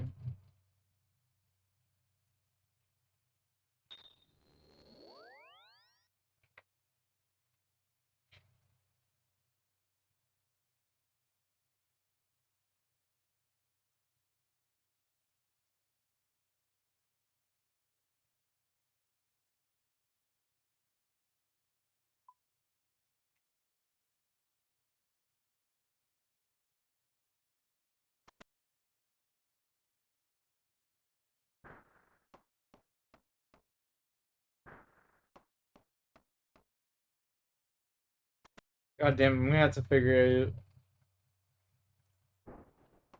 Oh, I can stack up. And some fucking lizard fangs.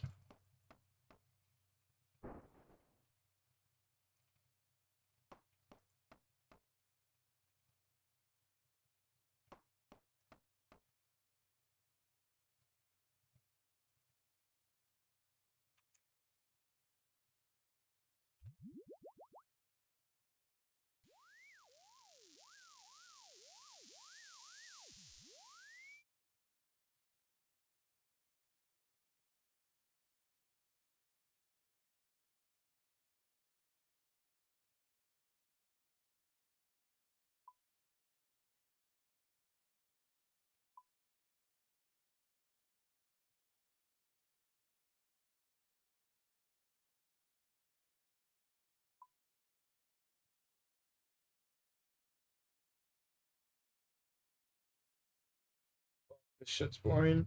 My god. Here we go, though. Buckle in for the grind.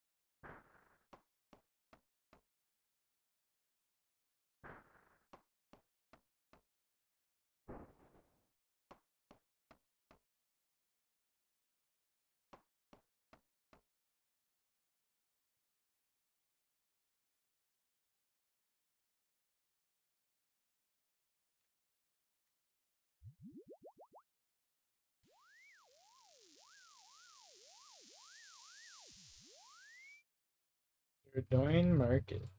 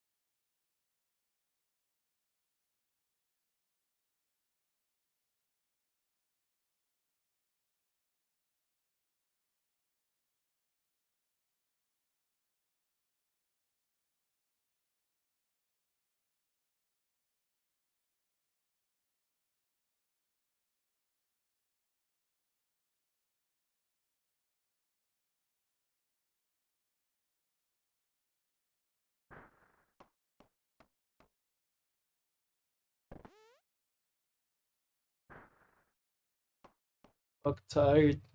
My god. I'm fucking tired.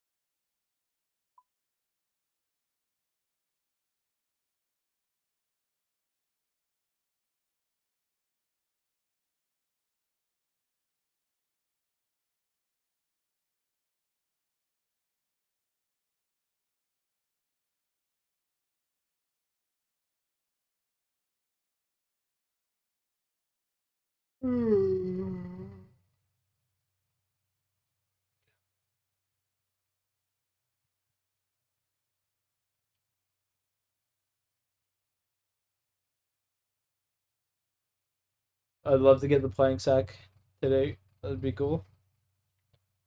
That would be cool.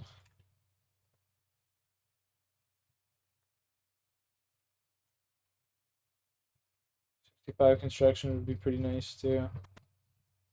I don't know how doable that is though. Today anyway.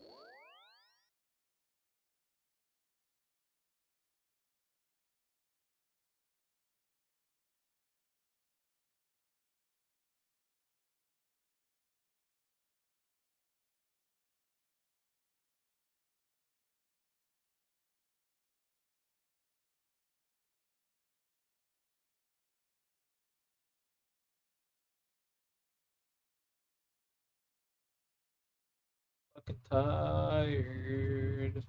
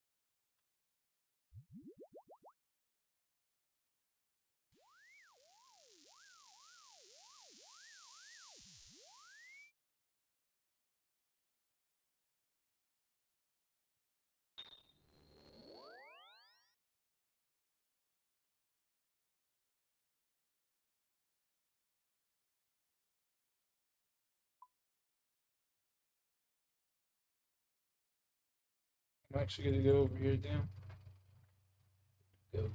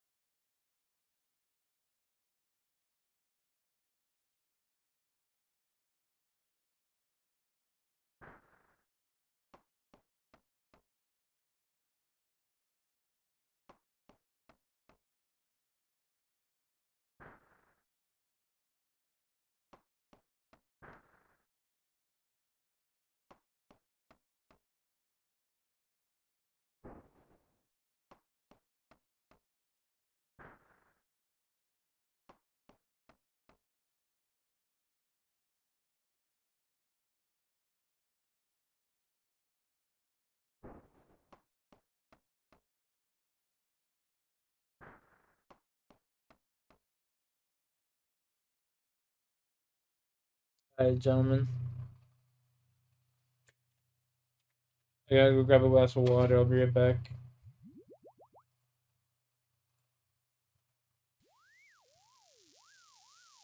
Gold sticker, grab the glass of water.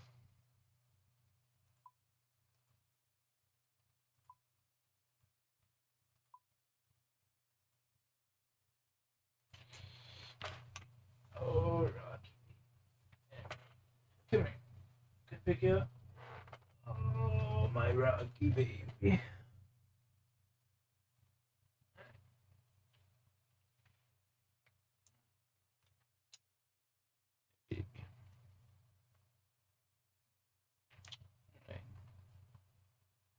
There's my guy. Are you scared because of the rain? Yeah. Gotcha. Gotcha. Oh, I gotcha. You okay? You okay? Don't worry. I got you. Oh.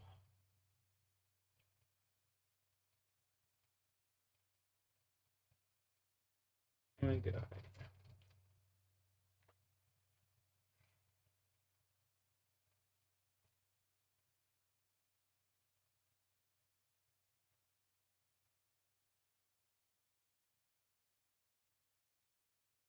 Yeah. See, I got you. I got you. You're alright. You're alright, little man. Just a little thunderstorm here. Just relax. Lay down. Lay down right on me. You're chilling. I'll grab some water in a little bit, I guess. This guy needs some love. Man right here, this handsome little devil.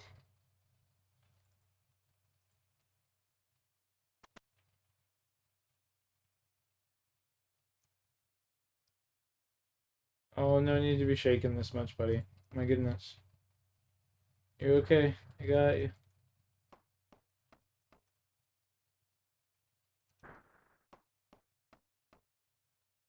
You're okay.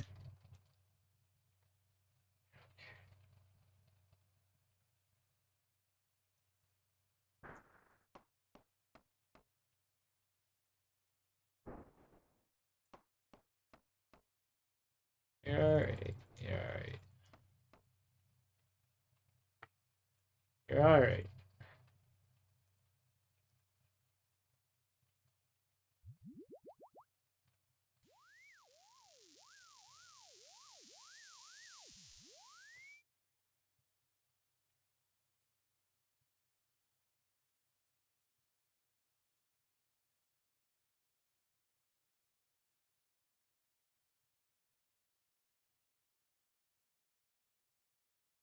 You're okay. Oh, Rocky. Oh, Rocky, you big baby. You're okay.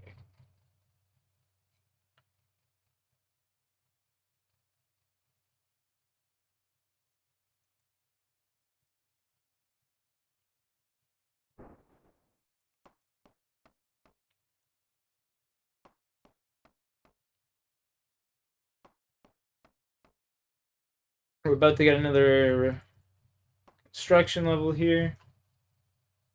Excellent, excellent.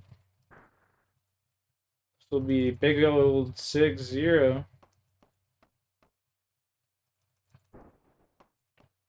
Big 6-0 coming in. Big old 60. There we go.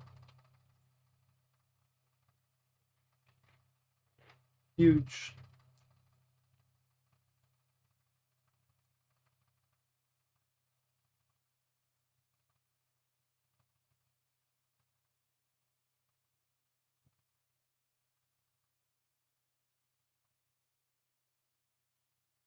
This guy's talking about going and baking some cookies. That sounds really good, actually.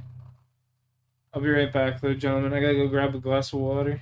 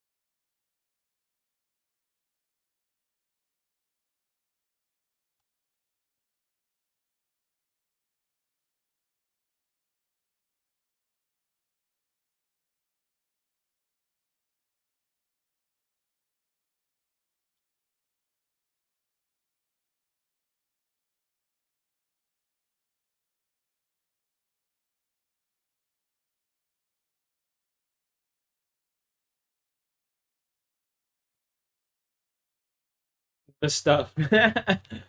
You received the stuff. Alright.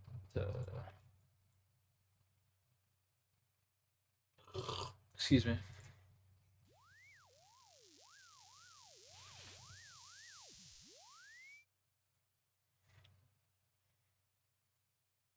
Good old Sidious.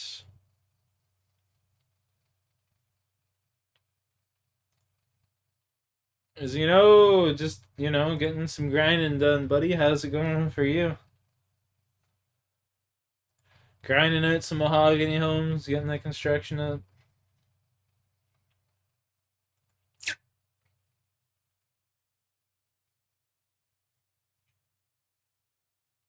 Getting that construction. I need, what, 500,000 XP. Calculator, 500,000 divided by 220. Say 227 roughly more. 227 more roughly. That's not too bad.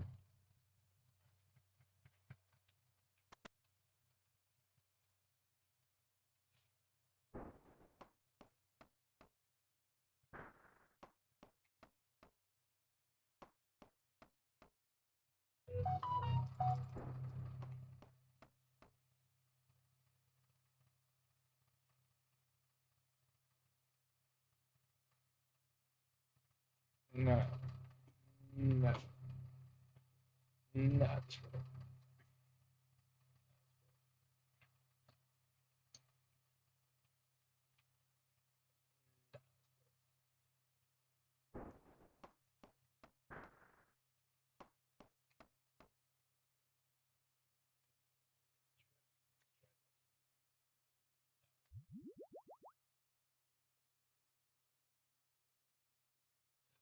Oh.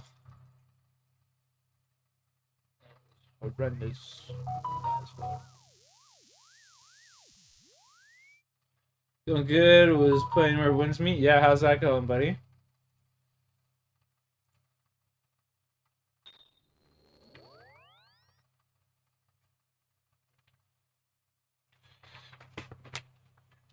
I'll be right back, Zeno.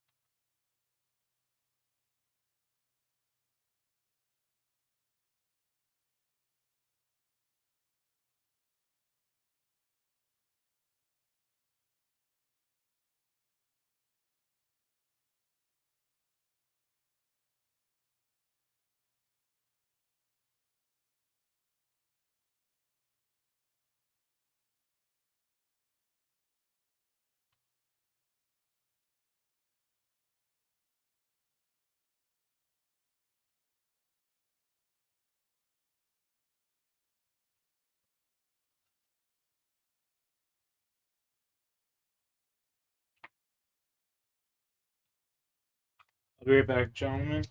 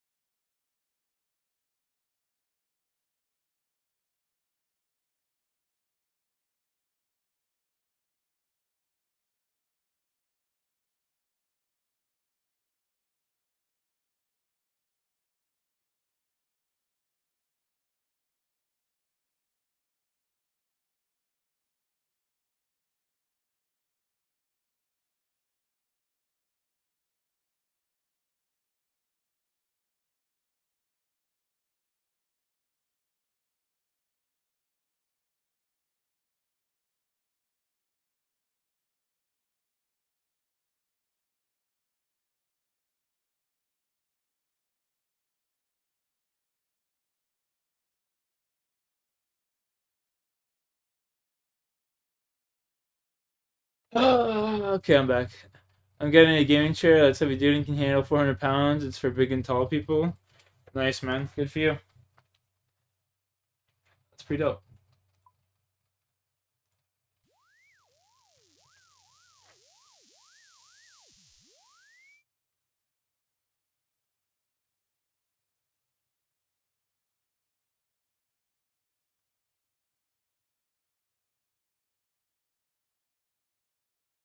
Where did you order it from? Amazon?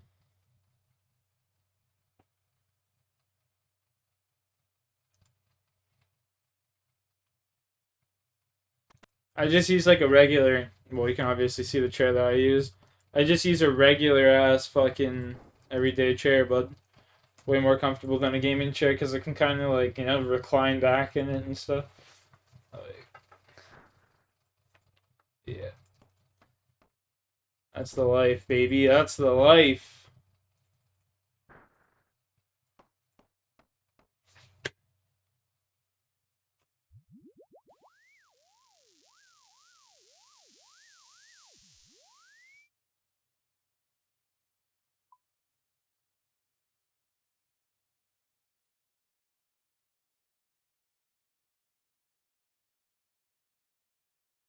Open to the Bizank over here. Go see what's happening in the Bizank. Get some Teakers.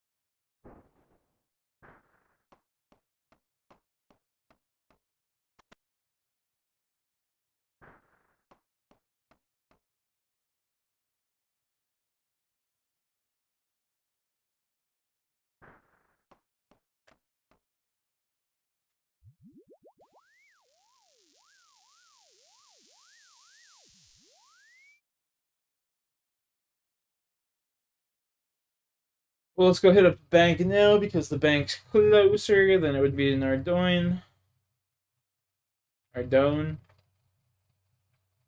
Ardougne or is it Ardougne? I always call it Ardougne. Oh well.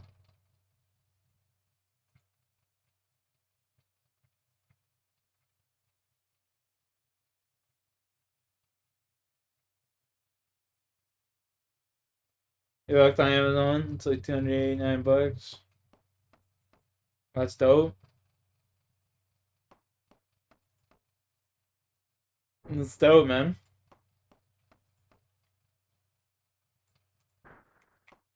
I hope it's comfortable for you, man. Like, it should be a good gaming chair. It should last you a long time. A lot of gaming chairs that are super expensive are like super cheap, but if it's made for like big and tall people, guarantee you that shit will last a while.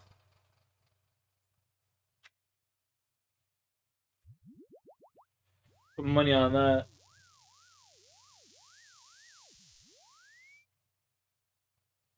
Bob in the Varrock. Suck on my cock in the Varrock.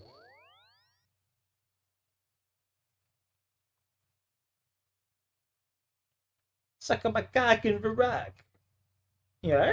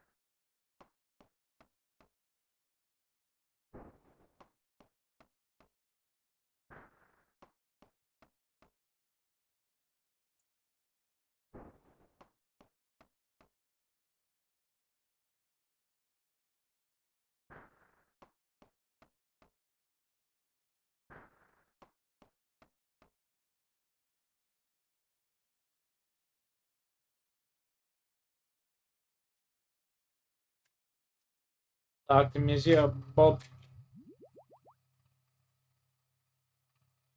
Monsieur Bob.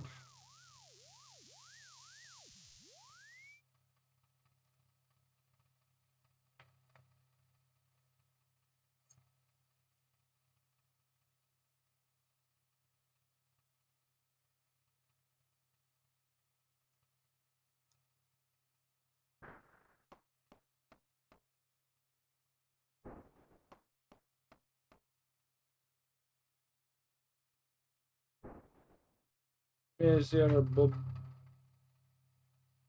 Monsieur Bob.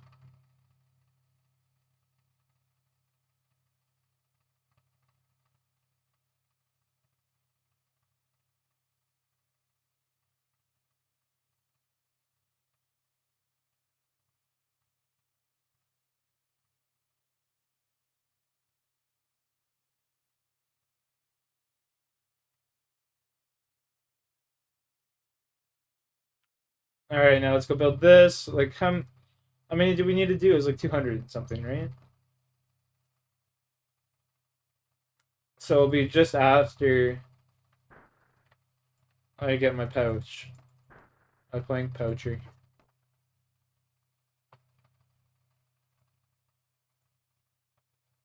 That's kind of crazy, actually, if you think about it. Hey guys, I'm sorry, crashed by inconvenience you guys, but I'm wondering if you can see my message. I have a feeling I'm shadow banned from live chats. I have a feeling you're not, because I just read your message, brother.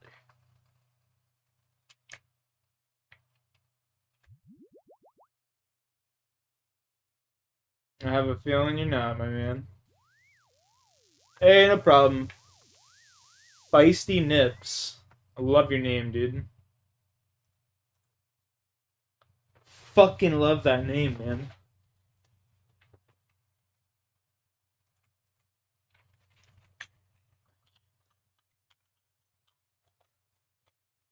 Feisty Nips and his brother Ferocious Booty.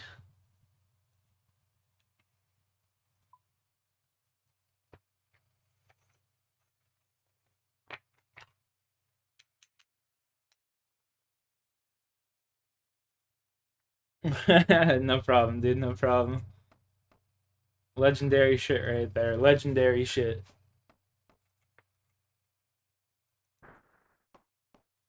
Fucking legendary. Don't let anyone ever tell you otherwise.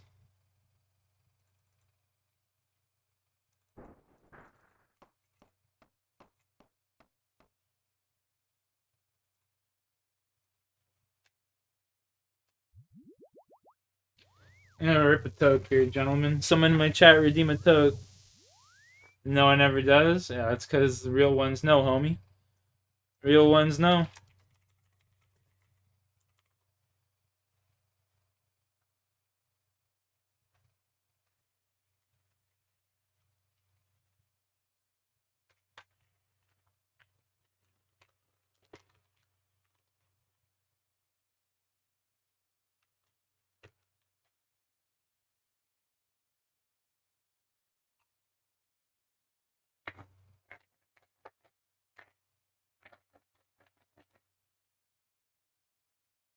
Oops. Let me take that. Choink. Tokes up. Yep. You heard the man.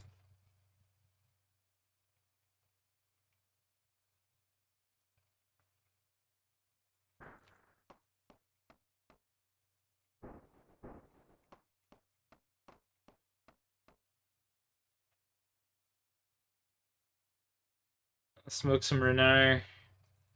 Hey man, smoke a Renard with the boys right now.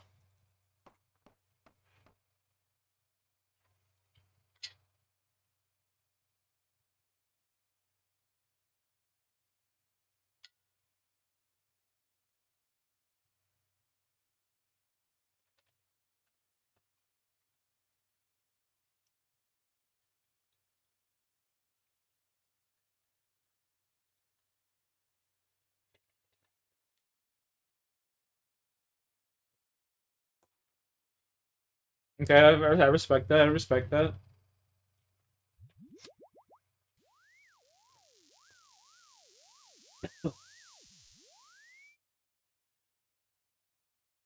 I respect it.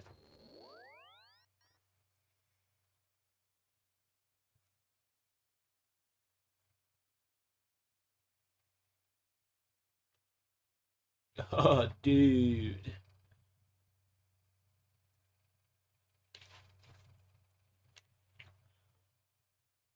There we go, baby.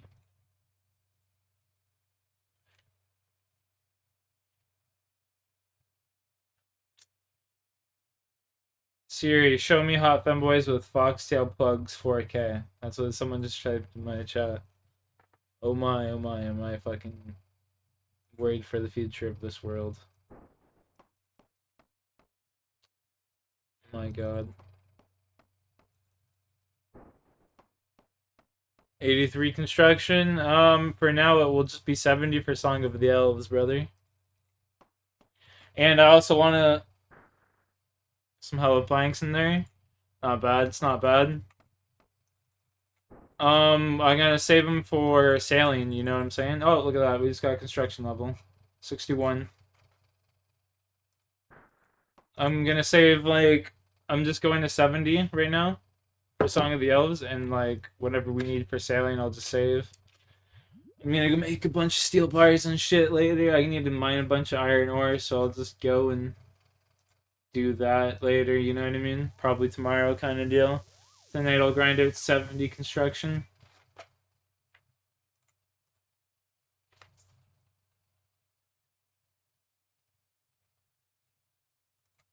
And then no, tomorrow I'm gonna grind out 70 smithing actually. I've been saving tons of stuff. Tons of like alkables and shit, like I've got tons of alkables in here that I can use and stuff like that, you know what I'm saying? 89 maces, 62 adamant plate bodies. Like we out here. We out here.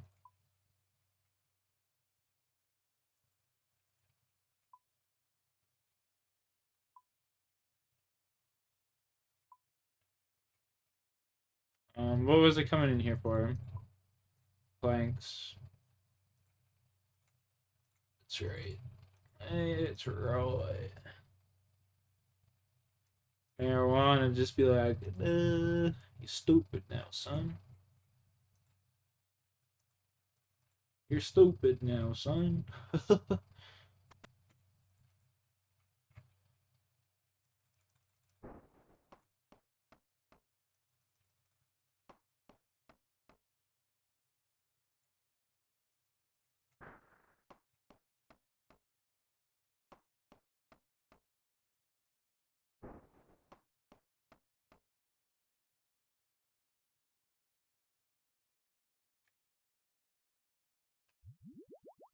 Can't wait to be able to get a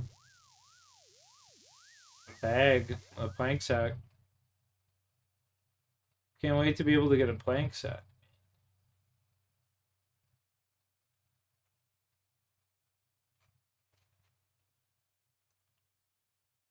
I decided to do zero prep on my iron and just wait out a week or two for the sweats to find the meta, then jump on that. Yeah, fair.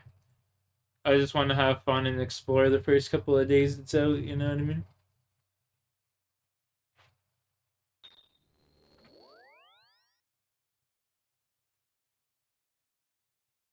I'm not gonna be trying to search for like meta shit. I'm just gonna be going around searching and exploring, testing out all the shit, you know? Wish you were hyped. I mean, damn, bro. I don't get too hyped about shit for video games anymore, but this update, I don't know why. Pretty hyped. Pretty hyped. Might not be able to tell by the sound of my voice, but trust me. It's because I'm just stoned and a chill guy.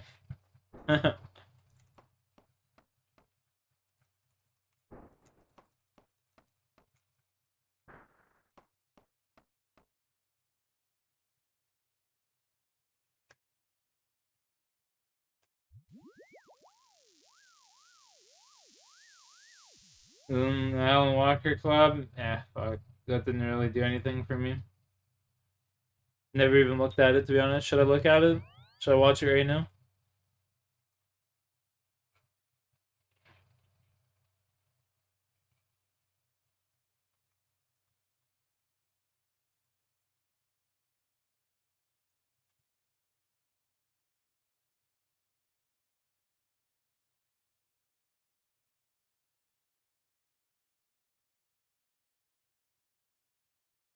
The interview was cool.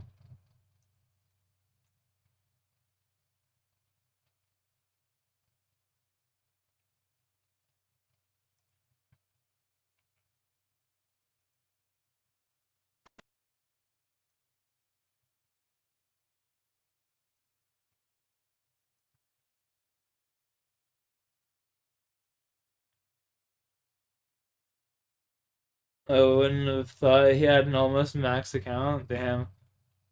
That's actually nuts. I mean, lots of people play this game, though. You know what I mean? People you'd never expect.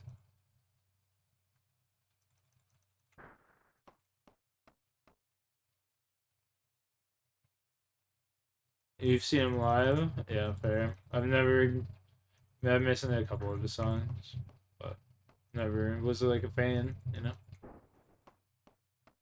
Like, it's not like I was a fan of him. I like his music. Music's alright. But I'd never go, like, see him live or nothing.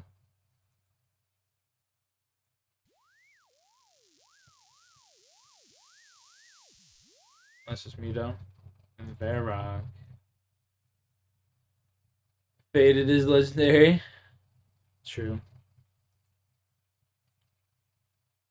You know who would have been dope to see in their prime? Linkin Park. That would have been sick.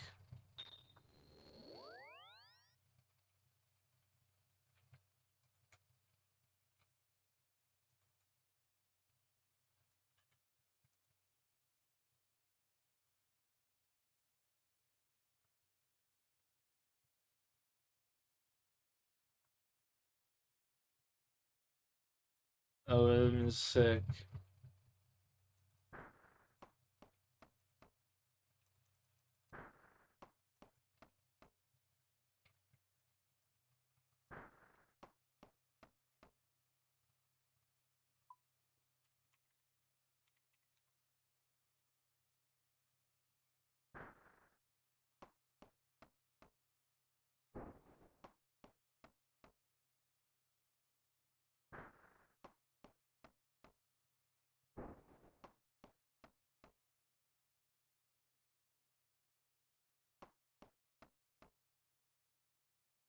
$152 points.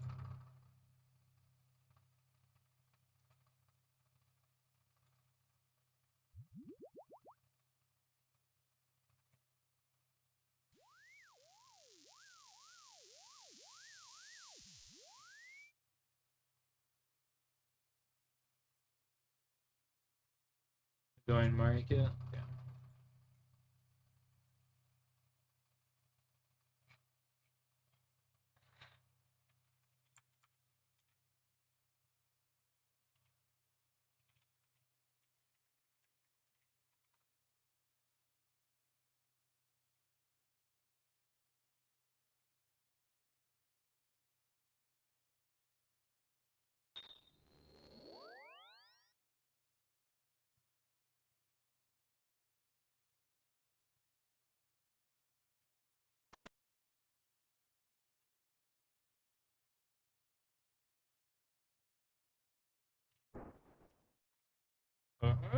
Skis.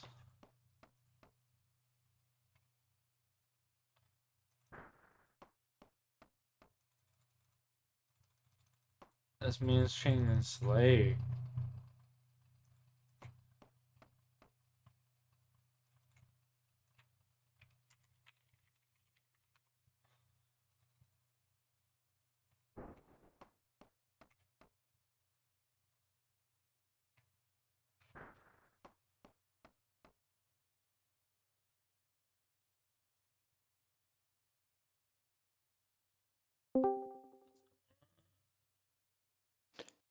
What up, bro? What are you up to?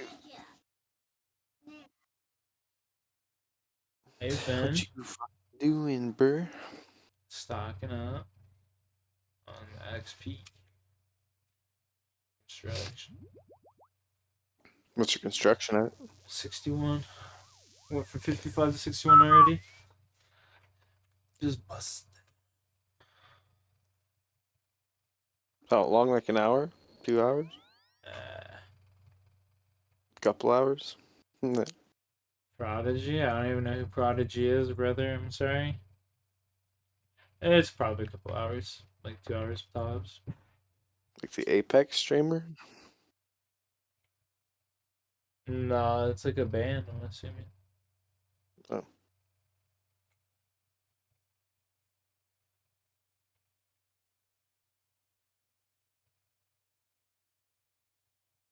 The Prodigy? Yeah, not ringing a bell.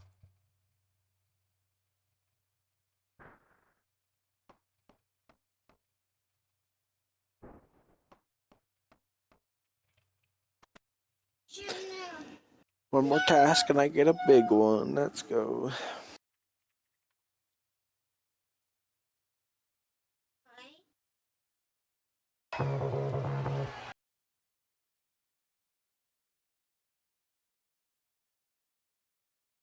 I've never heard of him.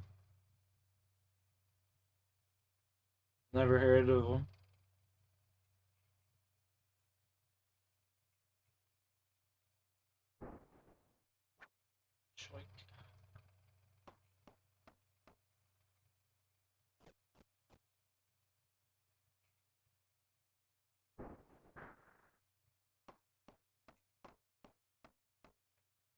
It's insane. Yeah, I mean, I'm not cultured, obviously.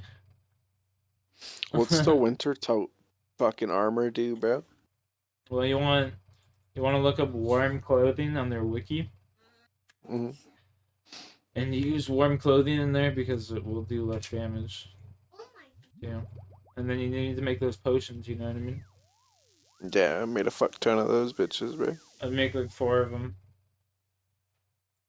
If you're doing mass You can world, always like, just go back and get more. yeah.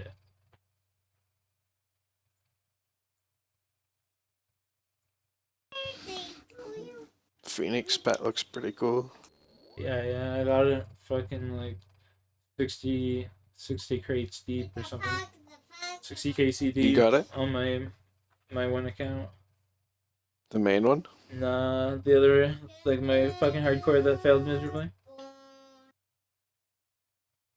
Infected mushroom? Dude, no, I've never heard of infected mushroom.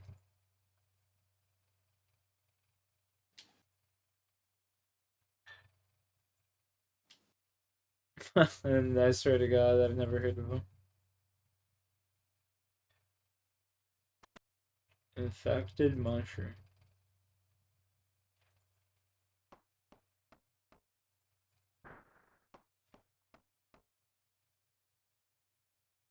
Nah, Jump Bass, nah.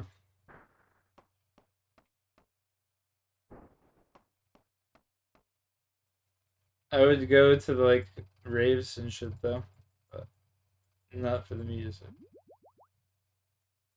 Hey, Daddy.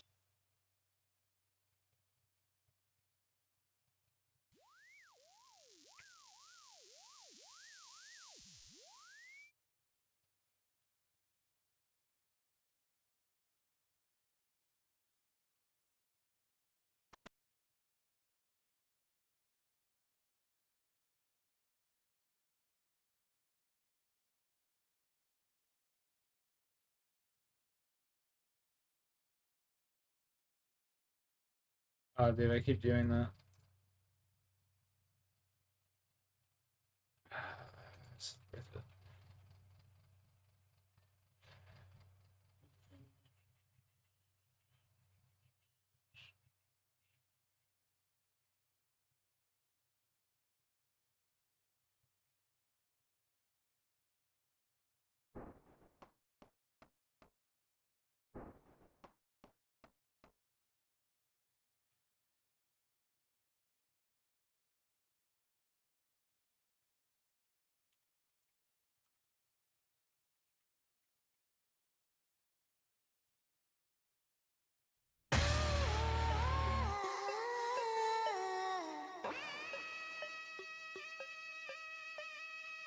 Yo, cheers, eh? Winning. Shout out to Canada for being a real one, a real ninja. Respect.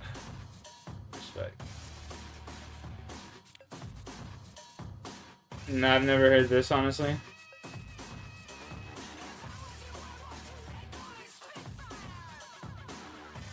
Infected mushroom? What are the chances? What are the odds?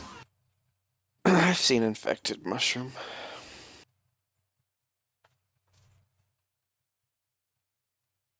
Is that Soja? Yeah. When was that? 2019. Damn.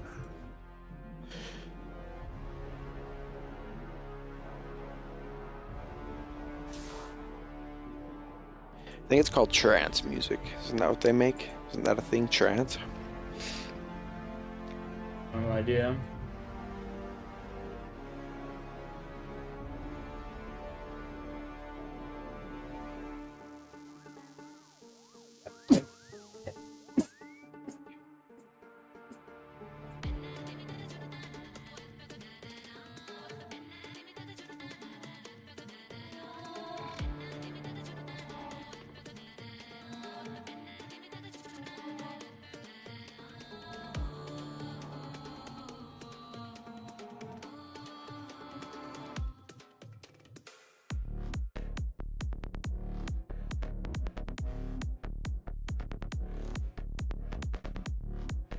I've definitely heard it before.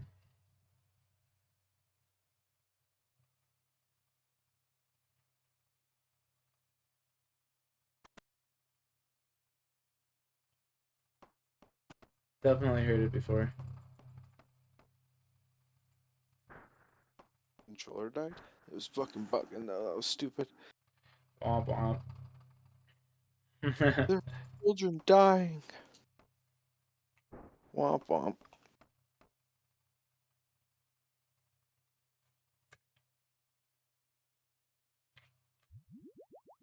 $62 construction, baby.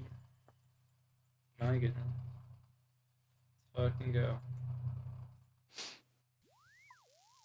I got 60 fire making last night.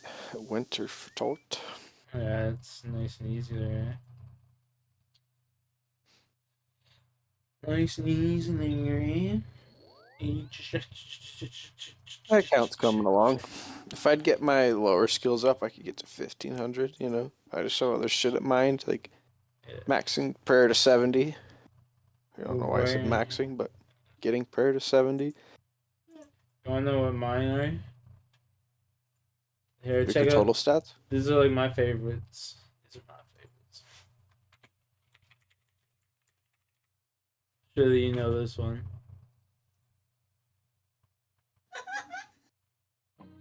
I won't soothe your pain. I won't ease your strain.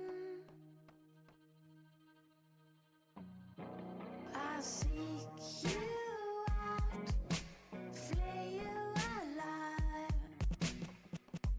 One more word and you won't survive. And I'm not scared of your stolen power. Fuck, dude, lots of late nights to this song. I seek you out, flay you alive. One more word and you won't survive. And I'm not scared of your stolen power. See right through you anyhow. I see.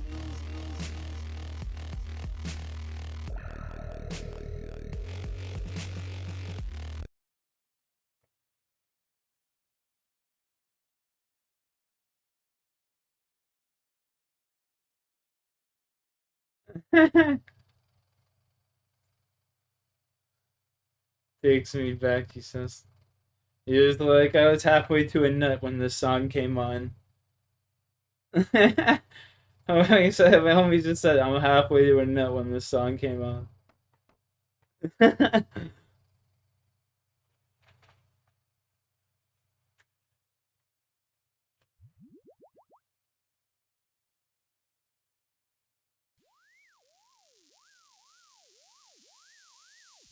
Dude, I keep getting the worms for my fucking 60th task. I got it for my 50th and my 40th, bro.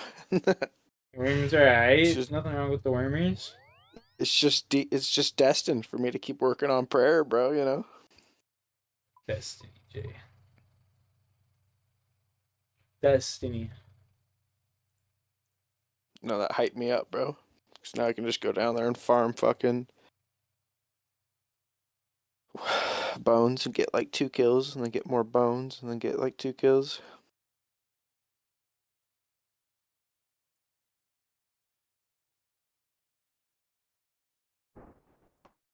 It's gotta take forever. Right? I got a Hydra bone, bro. Are you jealous? Hydra bone. Yeah, dude. Fuck did you get that from? I don't know. It's just in my inventory. What? Yeah, dude, we got that at the G or someone's house or something. I probably picked it up from someone's house. Like That dude that's crazy dropping all bastard. those bones. You crazy bastard. Keep that shit. That's hilarious. I got half a shield or something too from like a. Isn't I that don't remember what dropped it. You're doing your mating Is it drop- rituals. Is it good though? I mean, you can, yeah, definitely use them. You Shield the left half is what it says. Oh, you have a shield left half? Mm-hmm. I got a couple of those. Is that sick or not? It's pretty good. It's a rare draw. Right. Is it? I'll be right back, bro. Chat, I'll be right back. You're chill.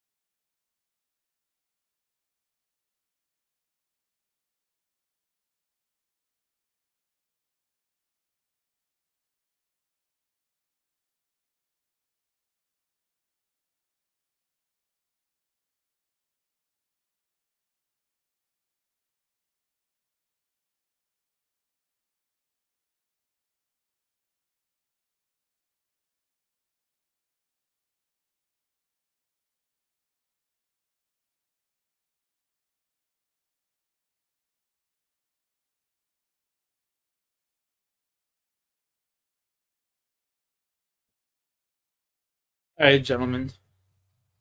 I had very important things I needed to do. One of them being getting cookies.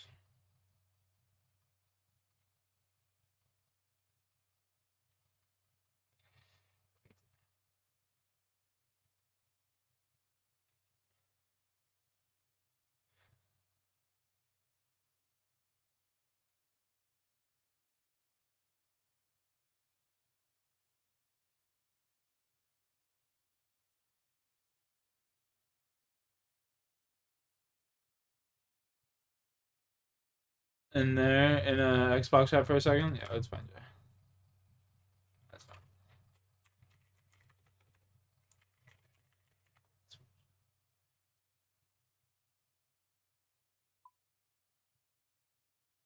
This.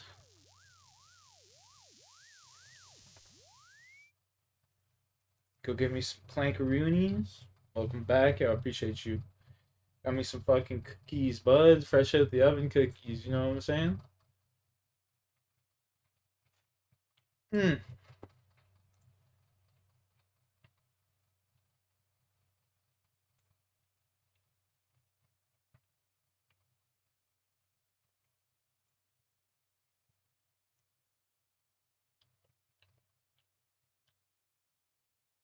Hell yeah.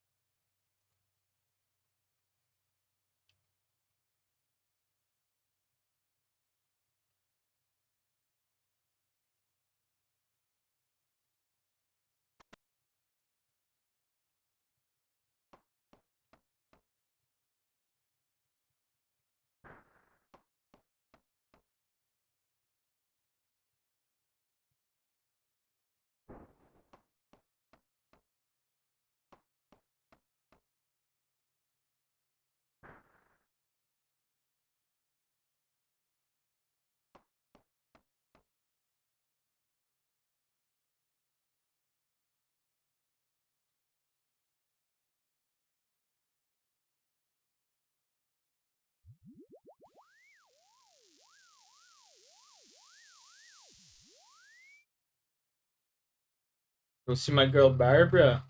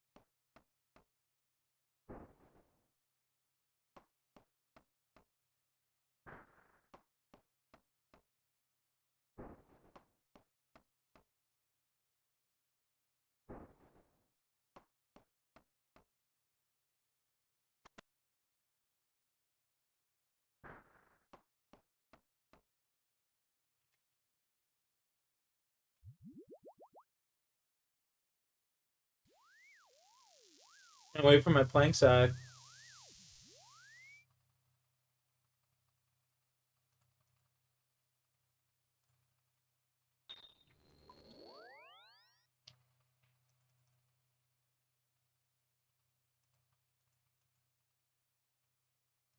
Yeah.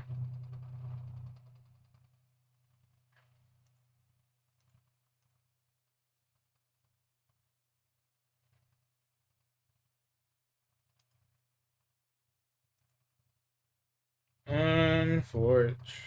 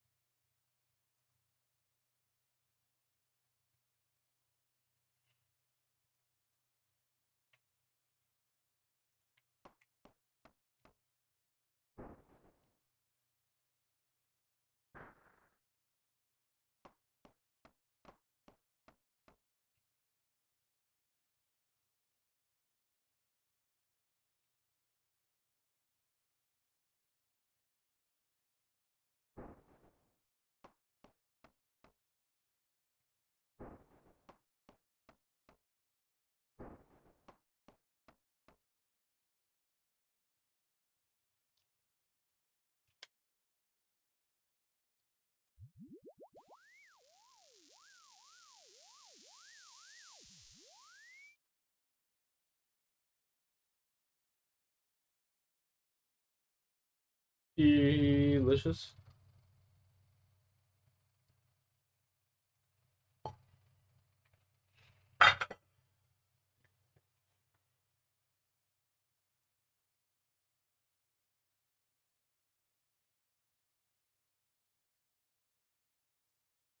I can imagine doing this without like high stamina or high energy.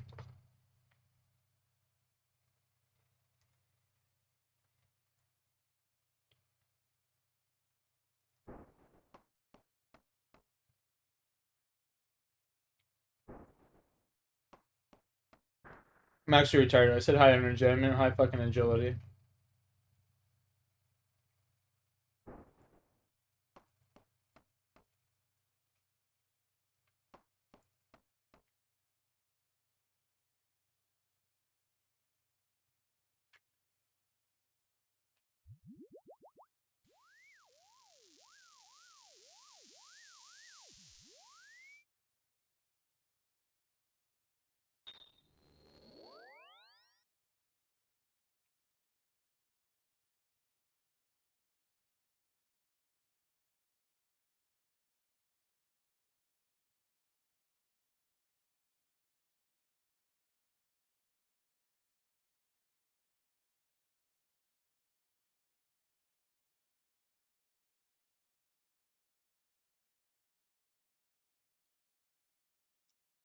Can't wait to get a playing side. Sack on my back. Sack on my back.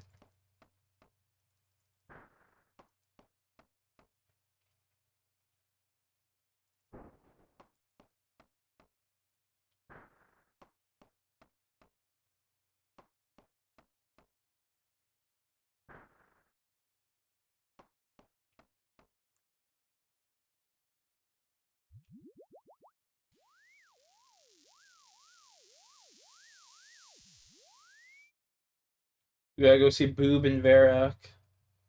Gotta go see the Boob and Varak. The Boober.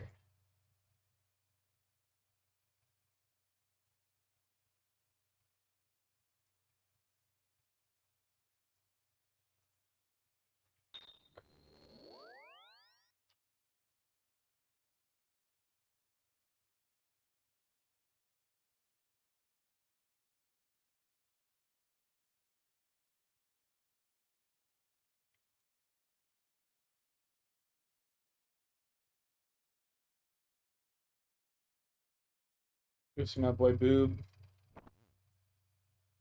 My boy Boob.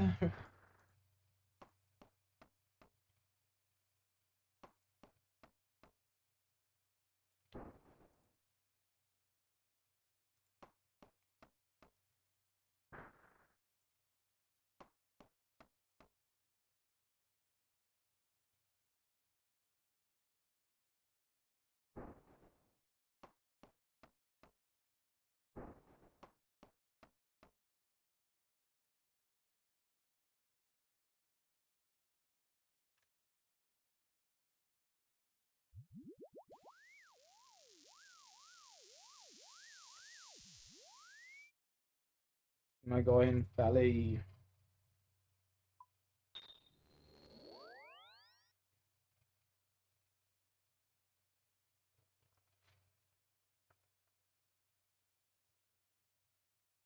Go see the boy in Valley.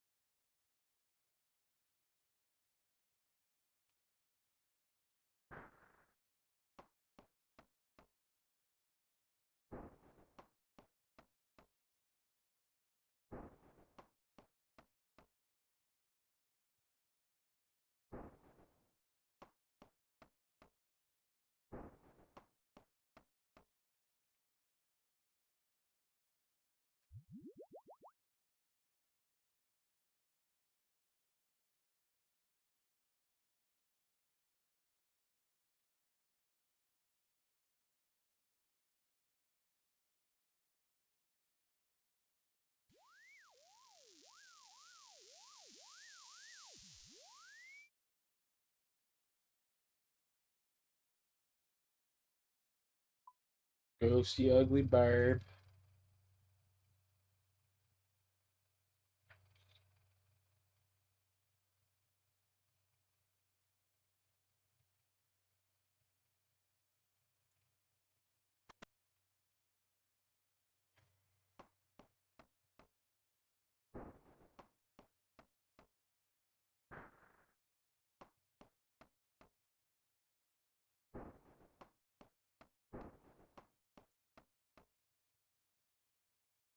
Oop. Fix the grandfather clock, you Nimrod. Thank you.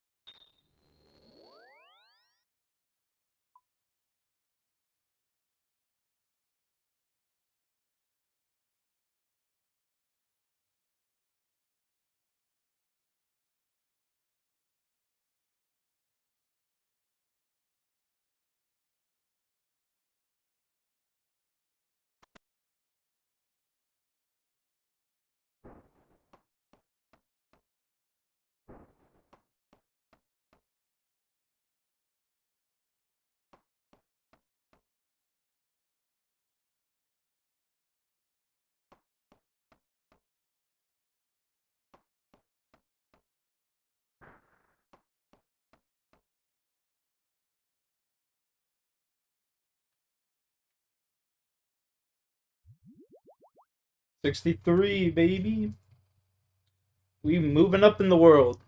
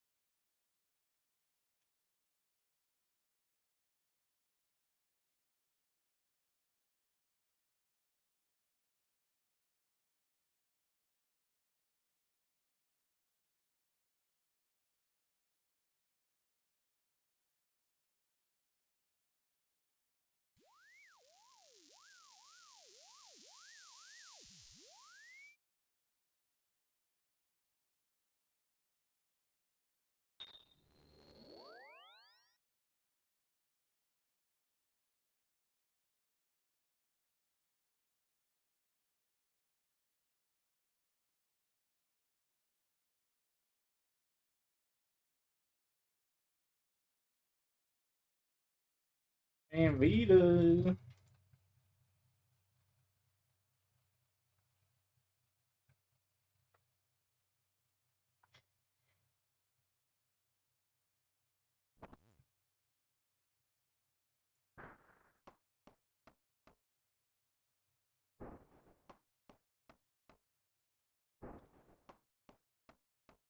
I forgot to take that toe, Cujo. My bad, dog. My bad, my bad. I got you, though. I got you.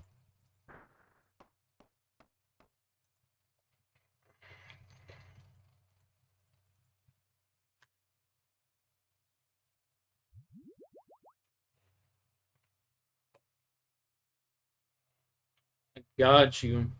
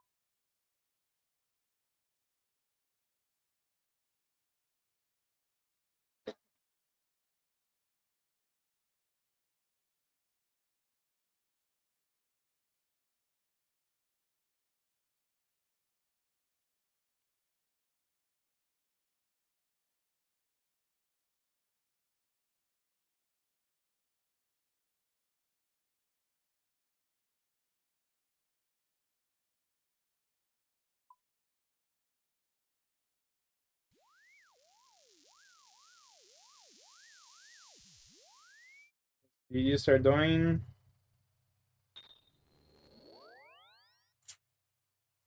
Going over to Jesse's.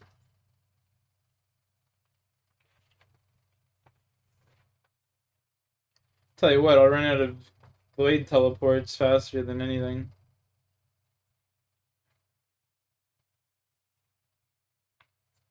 I have another 22 left in me for the glades though, so that's fine.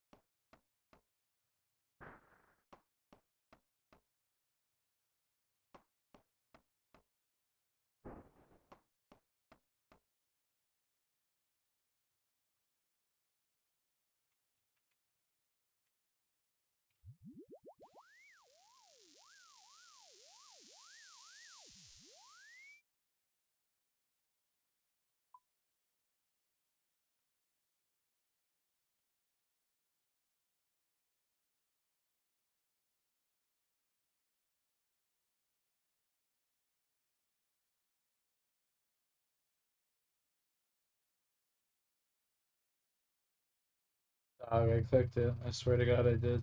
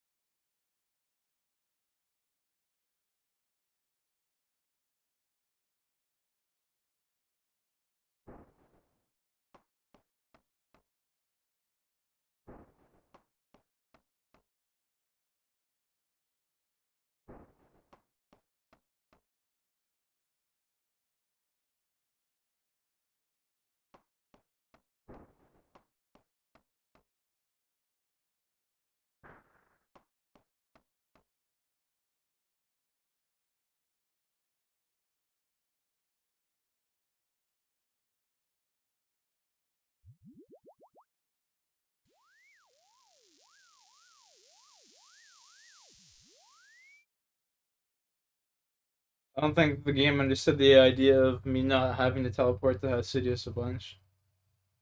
Like, fuck, dude. I was on such a nice streak there for a little bit, not coming here. Now I'm just getting pounded with them over here. Damn. Sad times, sad times.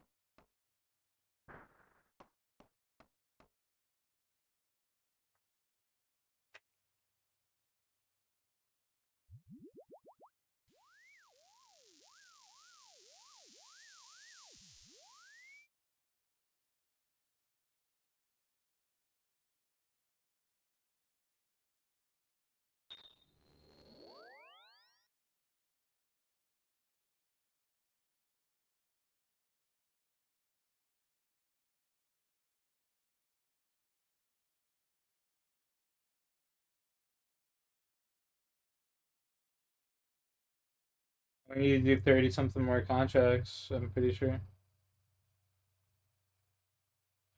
Well, I should be good to go. For a plank sack, anyway.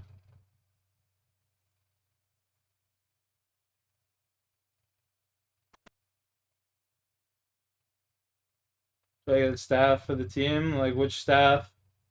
The Twin Flame?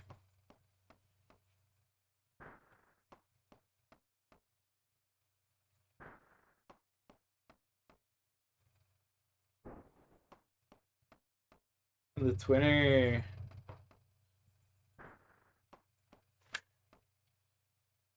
You gotta get in there and grind her out, Cooch. It's super easy. The twins are super easy.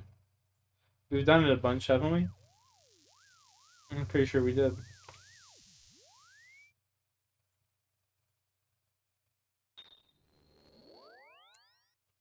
He's set on Bandos at the moment, eh? Fair. I mean, it's a nice upgrade, Bandos. Bandos armor is a nice upgrade, so you can't even argue with that, you know? It's like a 1 in 300 drop or something.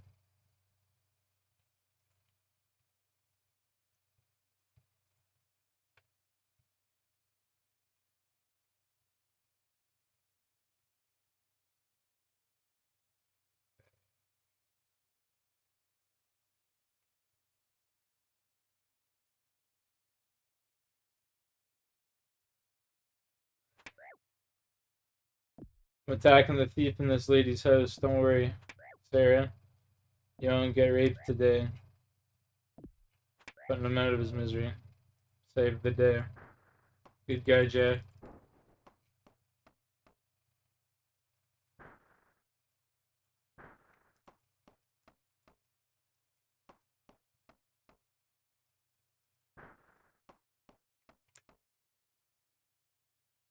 It's looking like Toronto up in here. People just breaking in anywhere.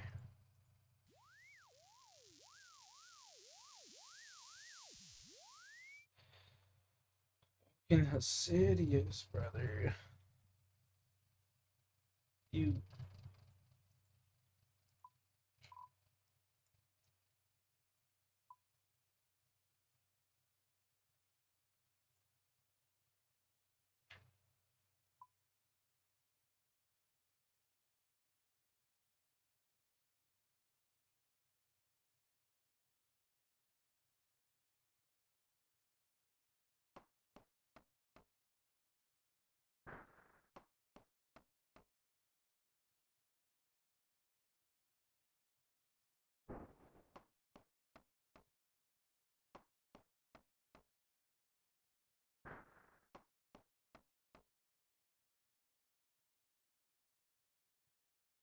My boy here.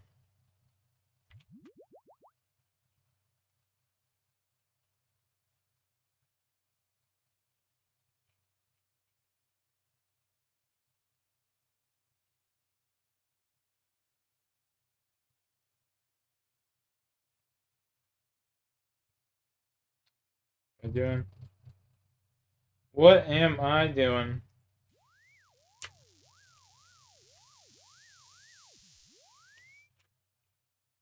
We going to Valley?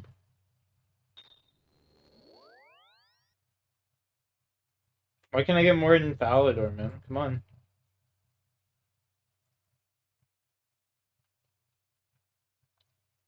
Be nice to me, game.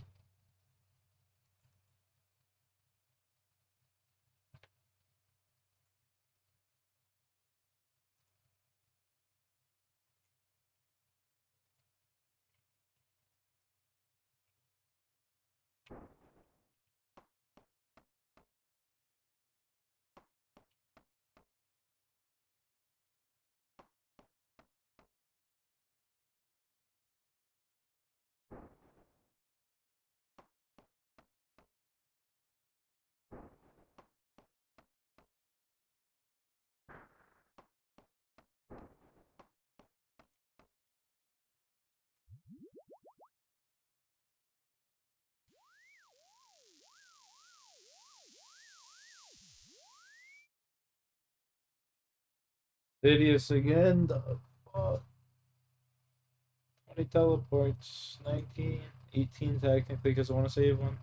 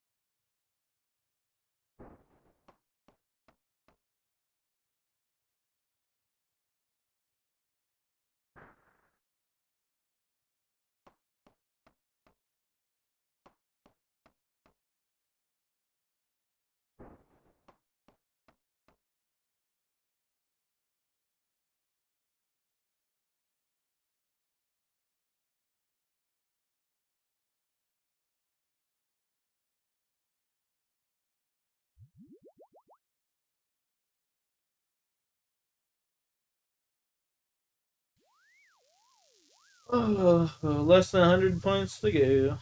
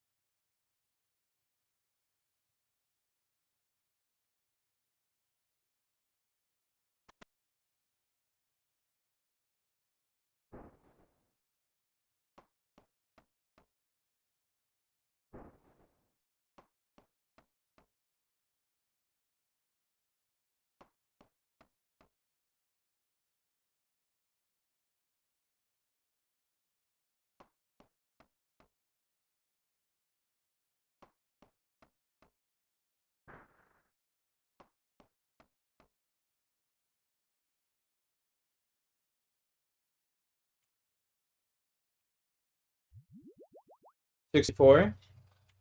Very nice. Very nice.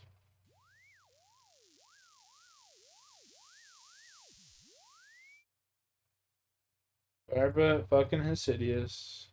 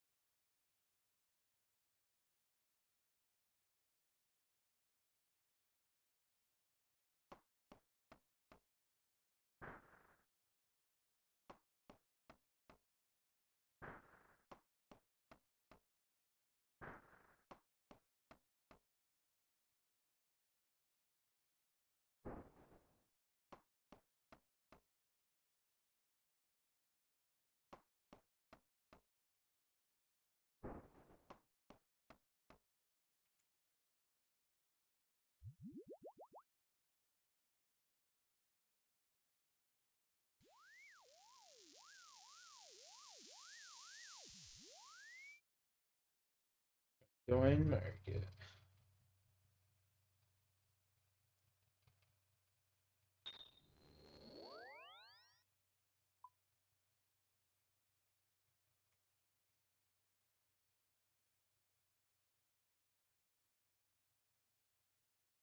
Getting so close to the plank sack.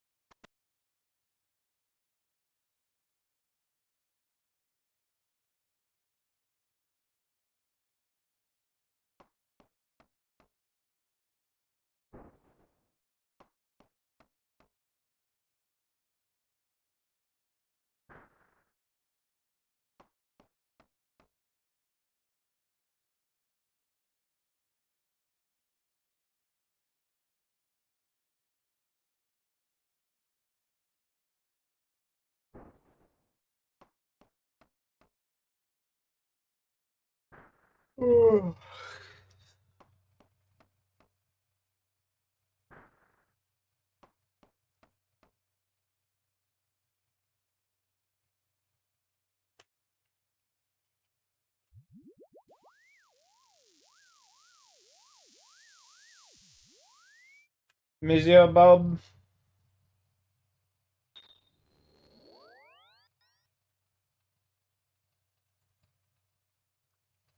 Monsieur Bob. I'm fucking cooked right now, gentlemen. Holy shit.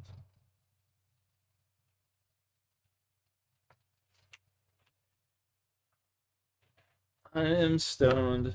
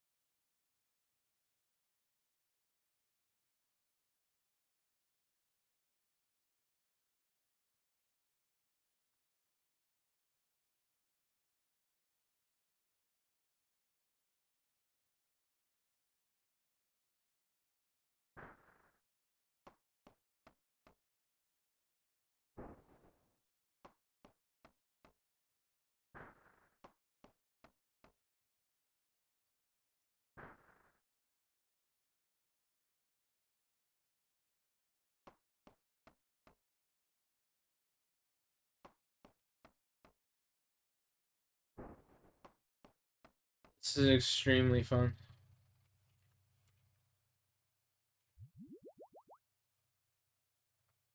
Mahogany Homes, 10 out of 10.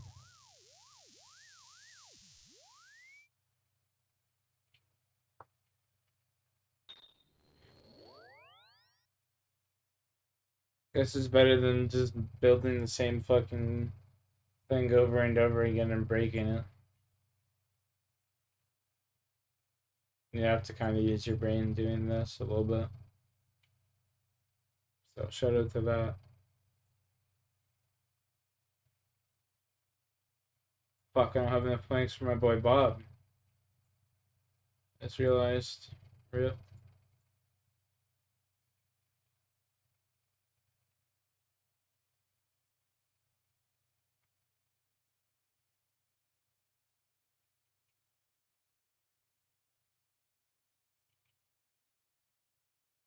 What the fuck?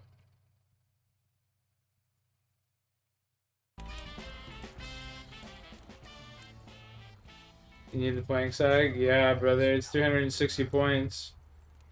Look at this. It's come along. 360 points. A little tighter together so they're closer to the center. Look at those bacon strips. Shrunk up enough where we can get them all on one grate. Yep. You can hear that snap, crackle, pop with the fresh lump we put in there. Oh yeah. Listen close. Yeah, very sing. Yeah, it's the road. That's what I'll be getting. That's what I'm working towards right now. All right, we're gonna put some more of that Kansas City on there.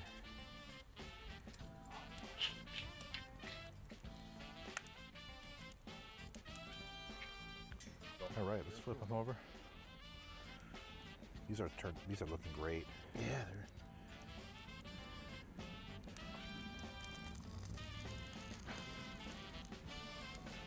As Cheshire Cat would say, these are going to be really good Scooby snacks. Scooby snacks. Oh, buddy used to say, if that doesn't light your fire, your wood's wet. Jitterbug.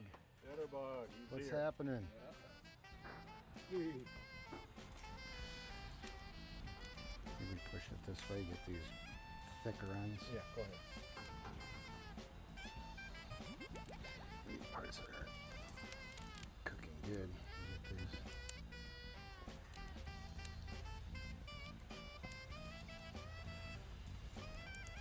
Can't wait to try them. And how can you go wrong with bacon? All right, here we go. We're gonna let these rest for a little bit. Let them rest. Look at that golden deliciousness. All right. Boys are hungry. Hey, we're going down the barrel. All right. Come on now. We got to try these out. What are they called? These are bacon Twizzlers. Bacon Twizzlers, yeah. Yeah, I mean, come on. Dig in. Dig in. Man. Check this out. Ooh, this is gonna be good. Oh, those are perfect. Oh. No weight, no weakness. I mean, you can't go wrong. I was standing downwind of these before, man. Oh, yeah. I was in the perfect spot just Oh. smelling them. Oh, wow. Oh, that was killer. Or that grilled bacon. That's You game on. can't go wrong. Oh, no. Put the maple on it. Yeah. Well That's done. great. Well done, chef, man. Tastes just like another. Now, there is one. Tastes just like another. Where the hell's the beer? I don't know. Man, I got some libations. Well, that's true. I love that. Tastes like another. That's good.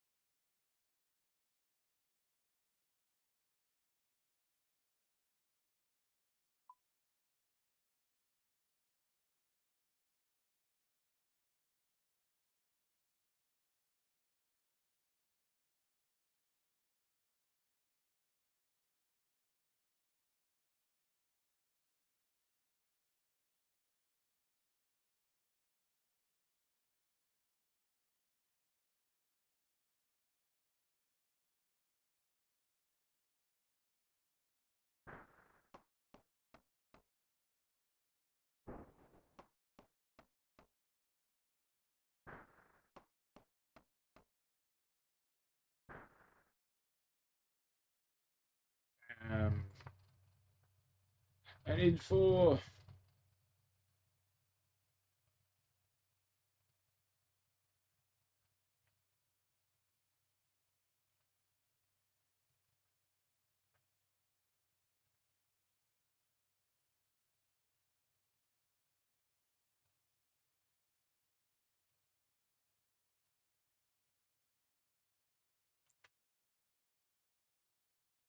What else we got, Eldest? Hey, Stav. I love the show. I've been listening to every episode for the past year or so. Nice. I'm calling because I just got into a new relationship, and I'm trying to figure out whether or not I should keep dating her or not. To give you some context, I'm 26 years old, and I went through a bad breakup about a year ago. Okay. At the beginning of this year, I moved to Texas, and I got a job in the oil fields.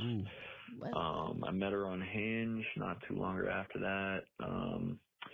We really hit it off, and the chemistry's really good. She's beautiful and way smarter than me. We've been dating for about 3 months now. The problem is she recently told me her parents would never accept me because of my blue-collar background. Apparently that's going to be a big problem because she's South Asian and family ties are super important to them. She's getting her PhD in computer engineering and is looking at a job at one of these tech companies at fucking like 200 or 300K a year in a few years from now when she's done with school. I mean, I'm not doing too bad for myself. I'm making close to 100K between my job and the side work I do. And I just bought a house this year. It seems like none of that's going to matter though to her parents because I don't have any degrees. So I'm trying to decide if this is worth the hassle or should I cut it off now and save myself the heartbreak later on, or say fuck it and try to make it work. It seems like even if we try, this is always going to be a headache. I really don't know what to do because she's really perfect for me besides that. This I guy love is so some pussy advice. whipped, it's Thank you. hilarious. Yeah, that's a tough one because it's like this is like a fucking old-fashioned problem. It's like a fucking problem. I from was the just gonna say this is 1800s. like Jack and Rose on the Titanic. Yeah, legitimately. Yeah. And the immigrant thing, I was confused, and I was like, oh yeah, that's just like this is immigrants really love to be like, you got to do better. You were frothing about to hear that it was a white girl, and then when he said that part, you were like, oh. No, it just made more sense to me. Yeah. Because it's like the idea of like, I mean, don't get me wrong, it still would have made sense if it was like kind of like some kind of Texas aristocracy shit. Like that still exists, but it's less so. Like immigrants, especially if they have a daughter who's a fucking genius, they're like, she's got to date up. You know what I mean? Like they just always see it as like either stick with. I mean, they do have a racist way of stick with your own kind that like makes me uncomfortable. Like Greek people have that shit too. But also, it's like not only that, but we didn't come to this country for you to fucking marry some soot-stained oil driller. You know what I mean? Like that's how they looked at it. Yeah.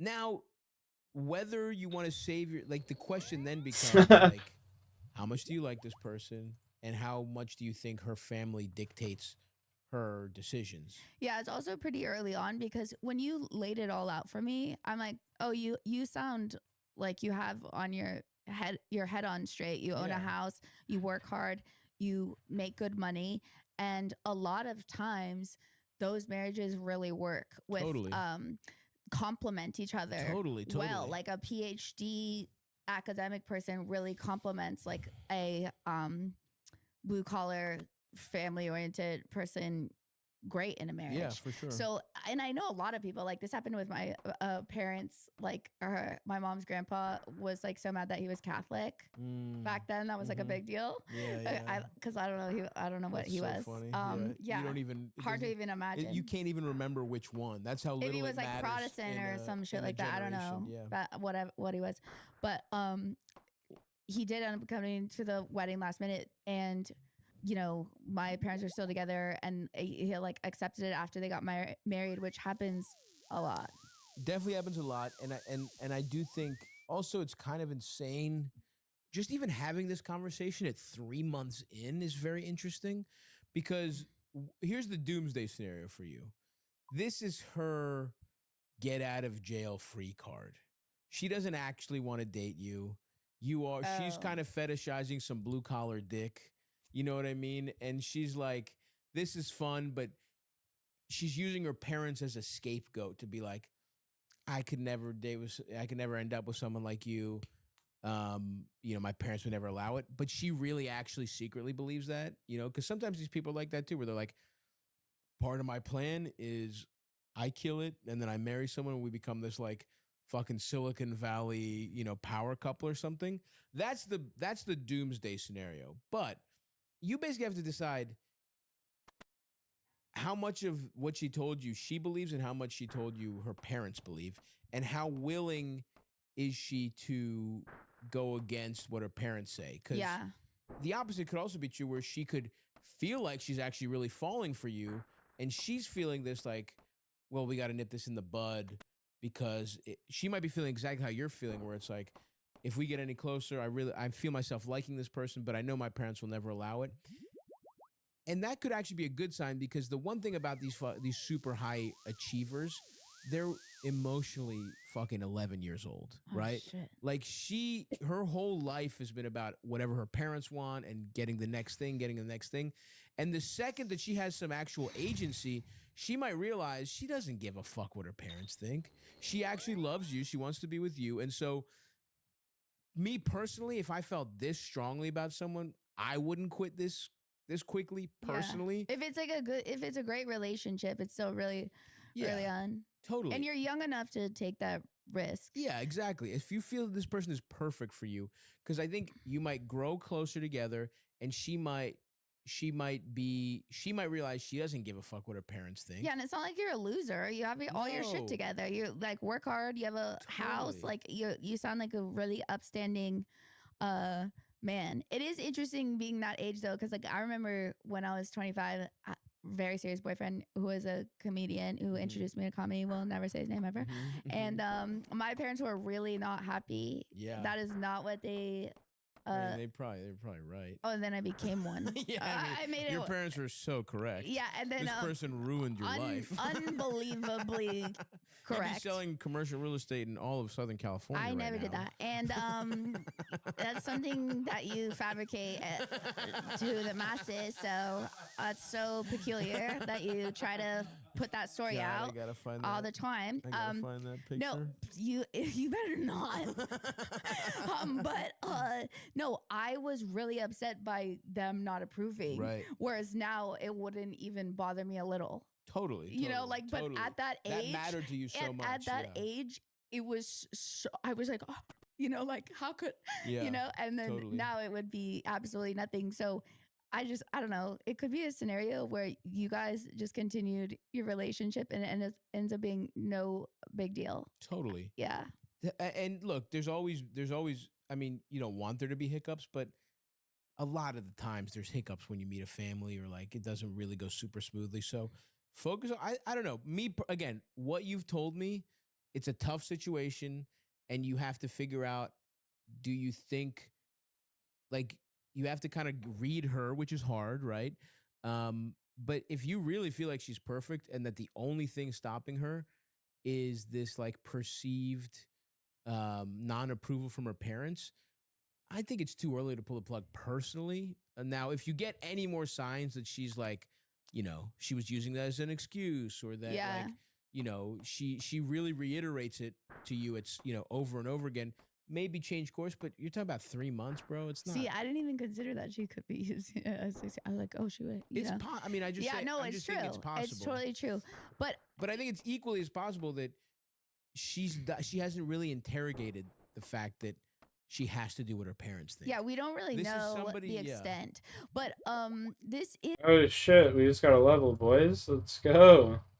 65.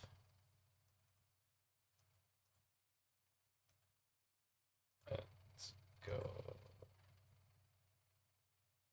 It's big 6-5, man.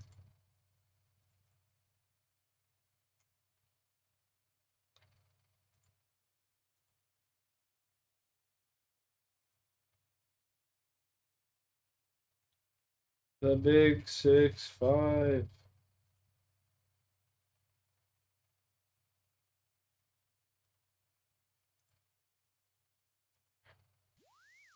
They were super close.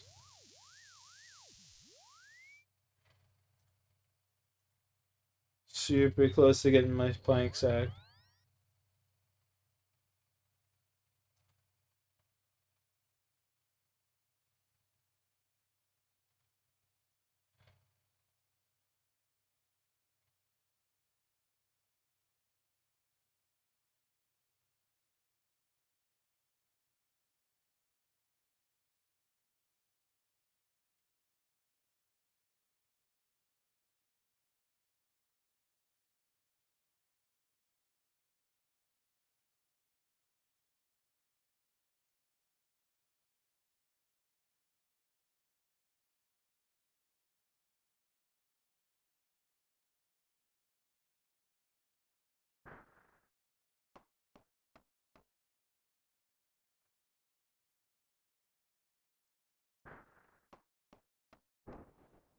So close, but yet so far, gentlemen. 775 total level, by the way. 1775.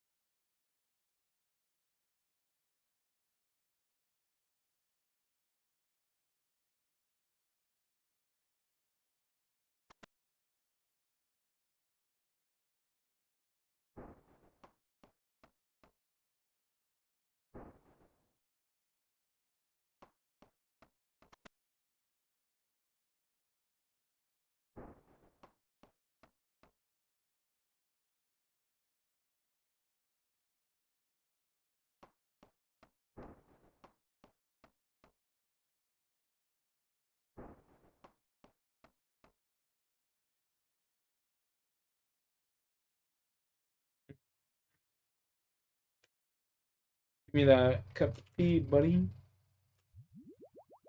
Shoink.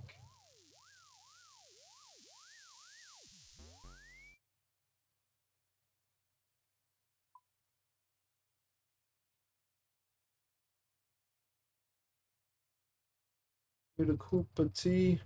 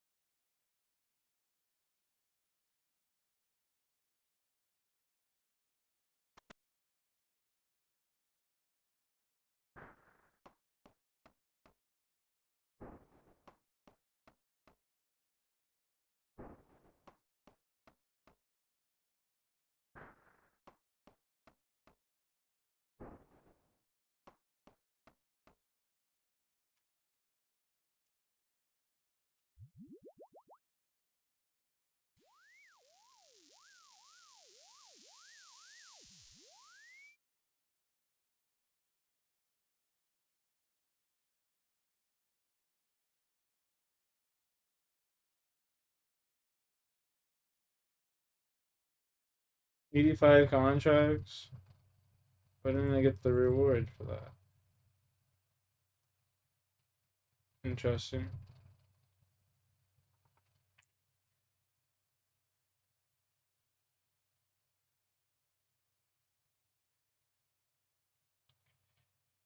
Interesting, this number here.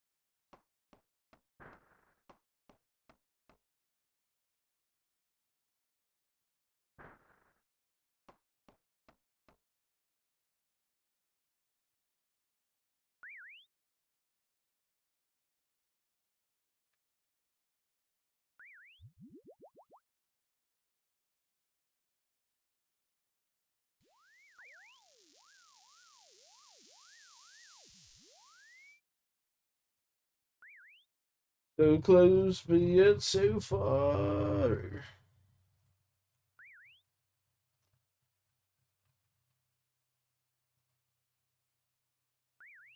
So close, but yet so far.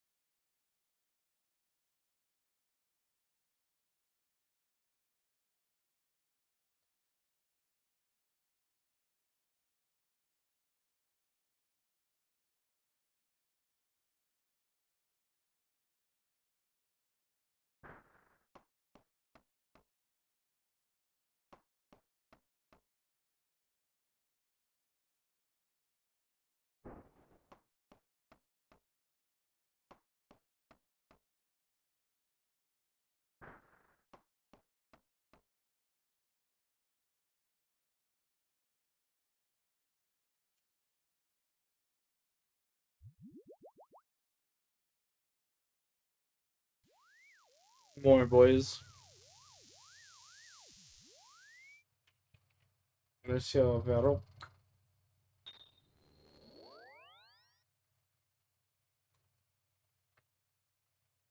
Mr. Varak.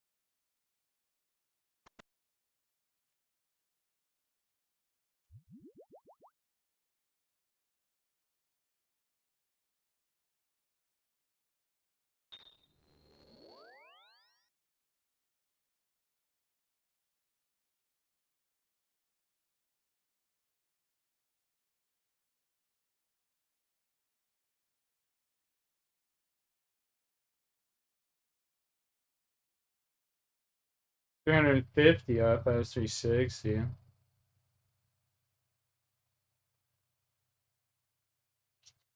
Got you. Plank sack confirmed.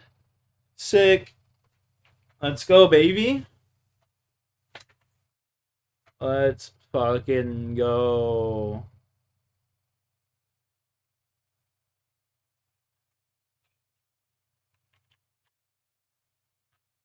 Amazing.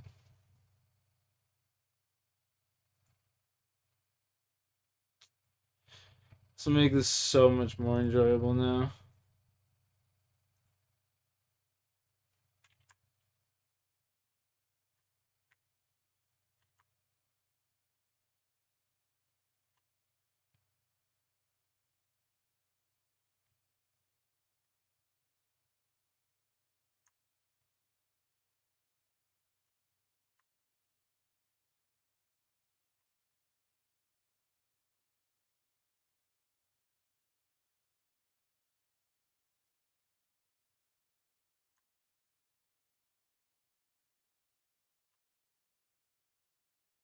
For fuck's sake, mate.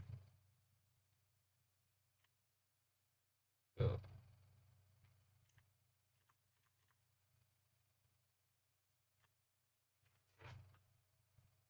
we go.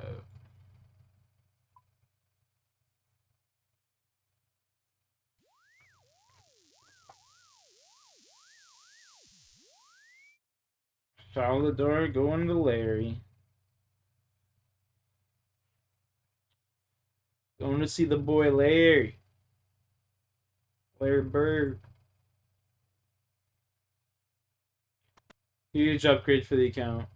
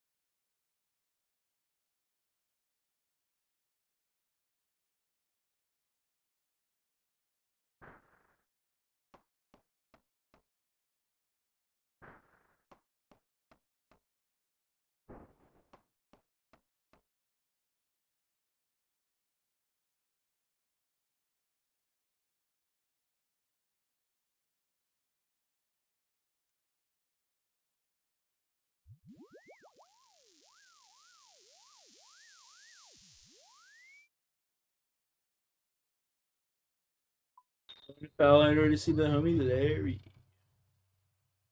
66 construction.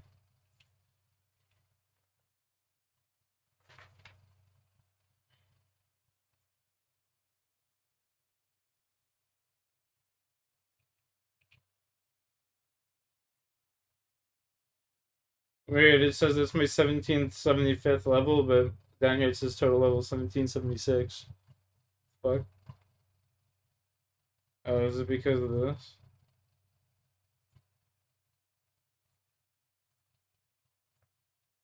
No. It's just bugged. Weird.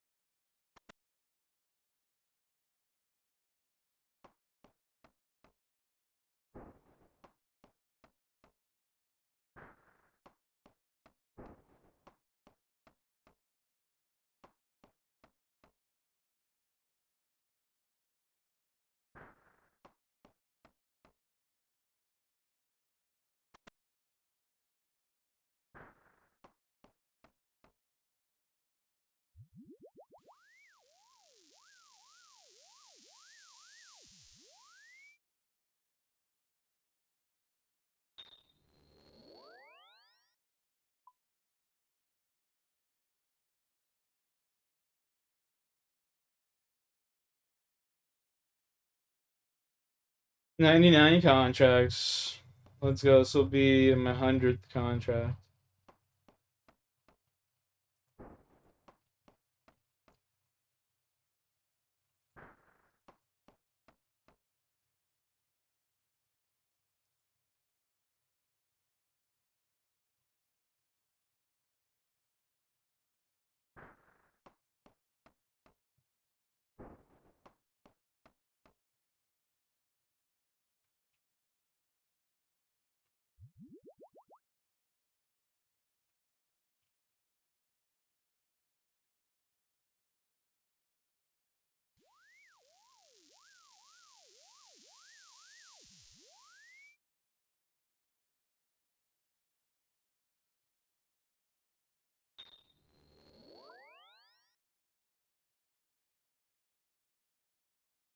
Larry from Falador.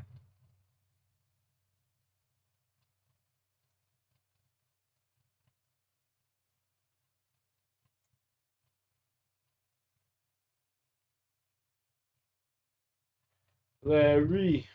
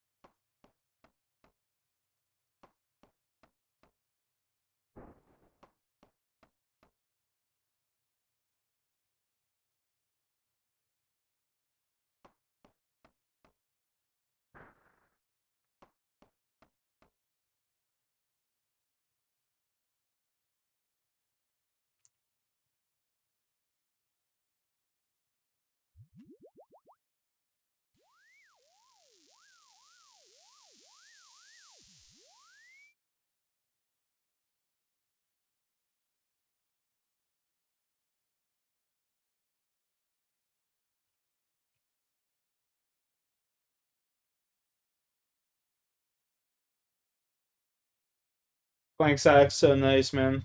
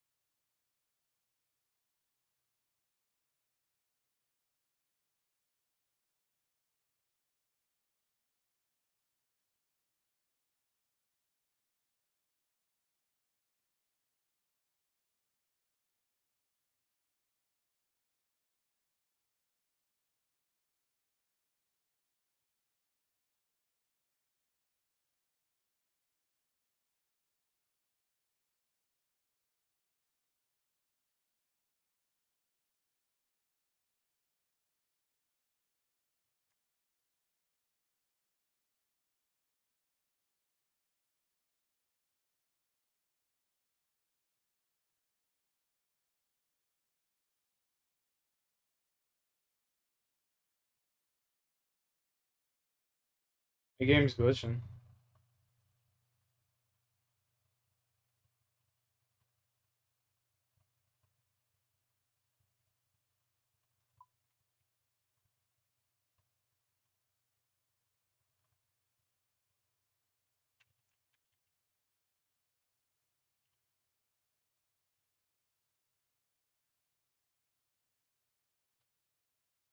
Says it's got a 6 in there, though. You guys see that? What?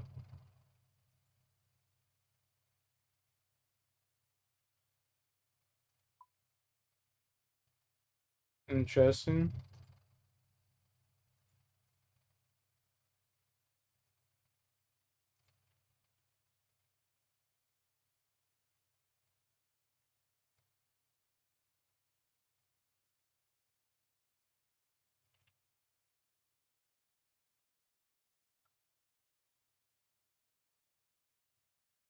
60 motherfucking 6.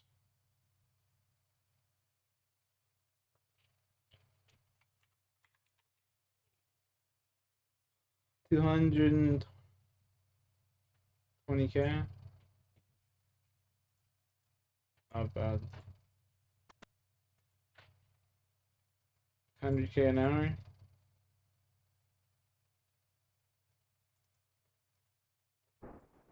It's not bad. Plus, we got the power of the Rune Poach now. It's not as toxic. We need to best out like 3 houses in a row.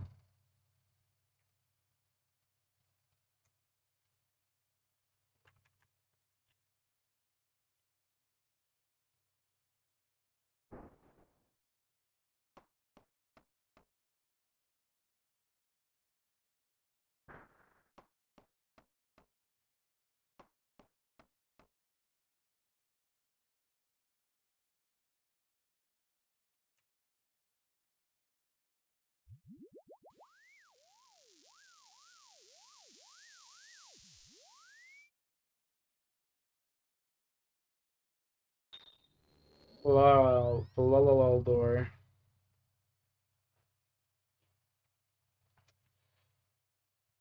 So close, but yet so far.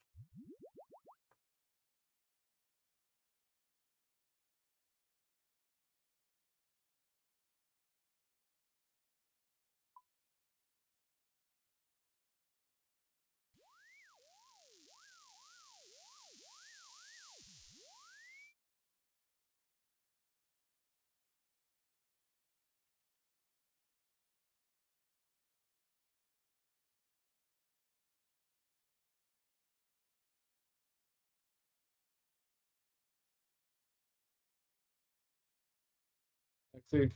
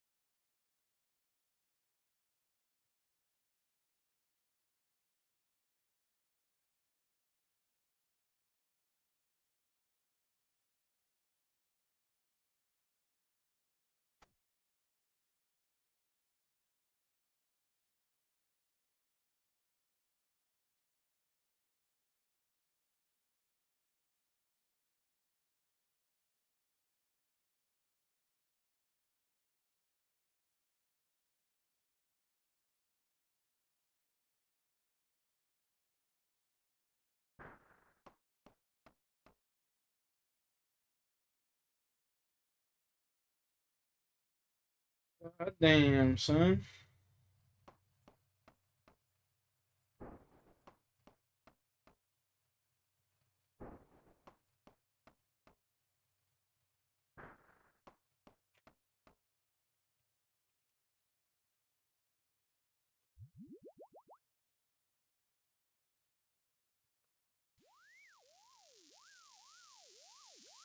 Points earned for 120.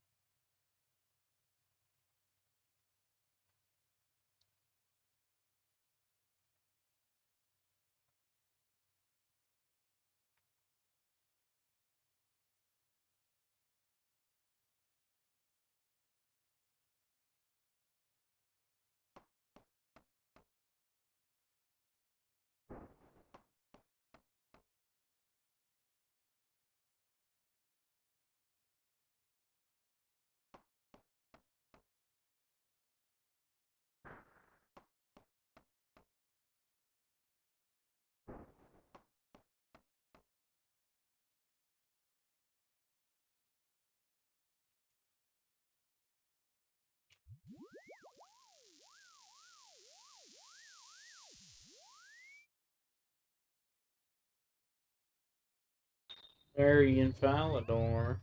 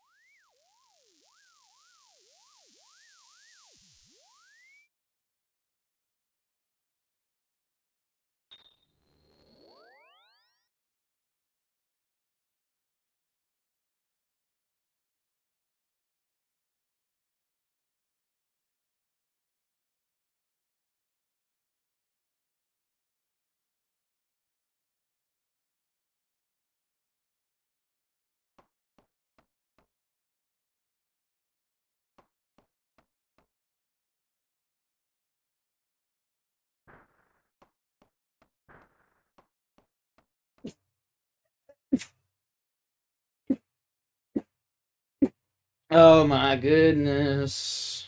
Woo.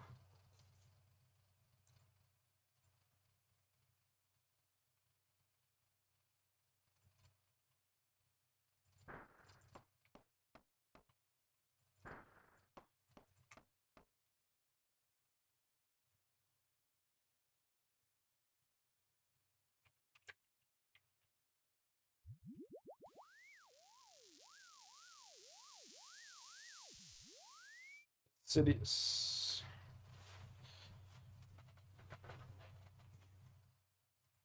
Sidious, so only got, what, 6 teleports left I can use.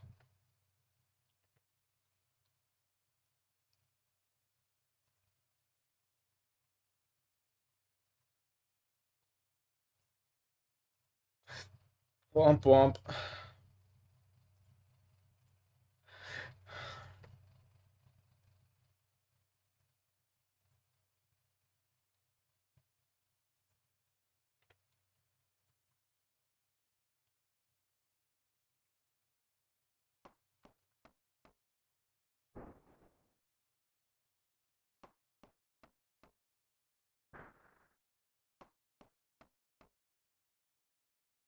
When I come down, fuck it.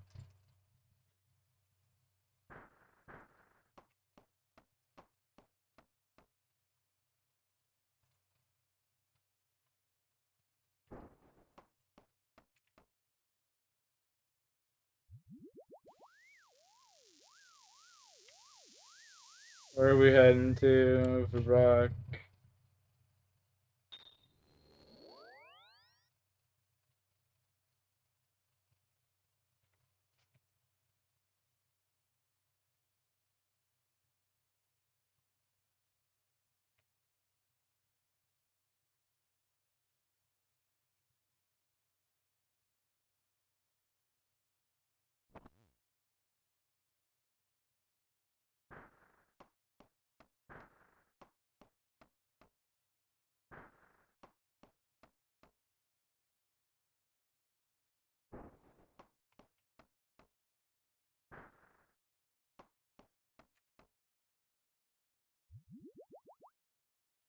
Look at that. 67 construction. Huge.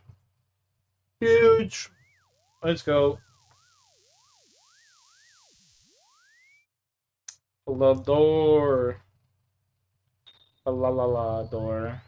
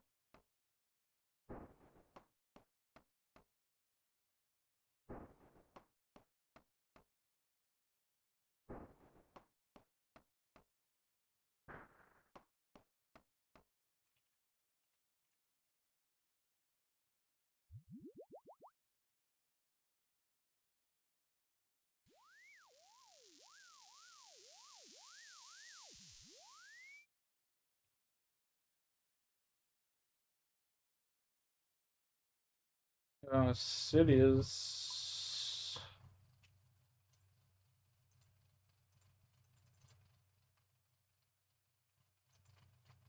Stop by the bank. I'm running by it anyway.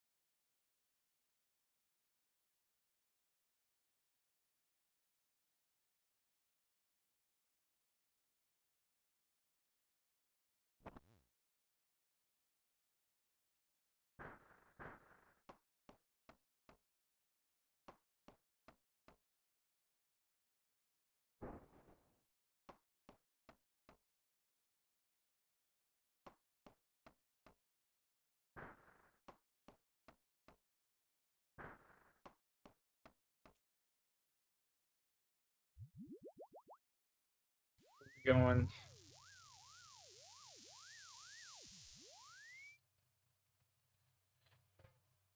See the boy Larry.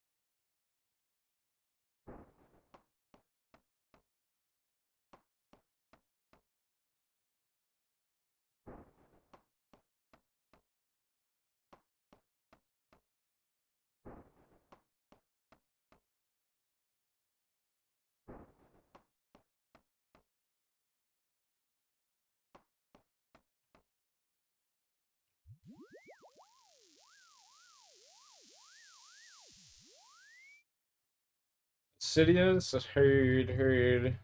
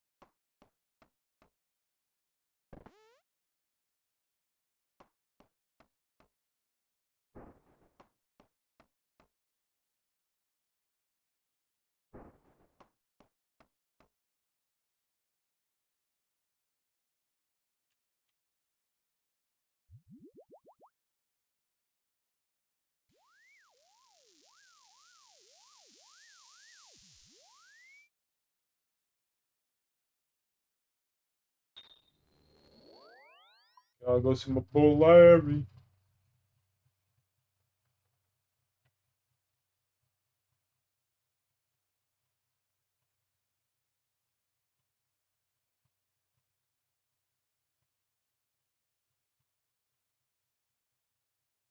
Supply crate. I'm buying a supply crate. What? Should be a collection slot, right? Yep. Alright. Soft claim. I'm cool with that. Cool with that.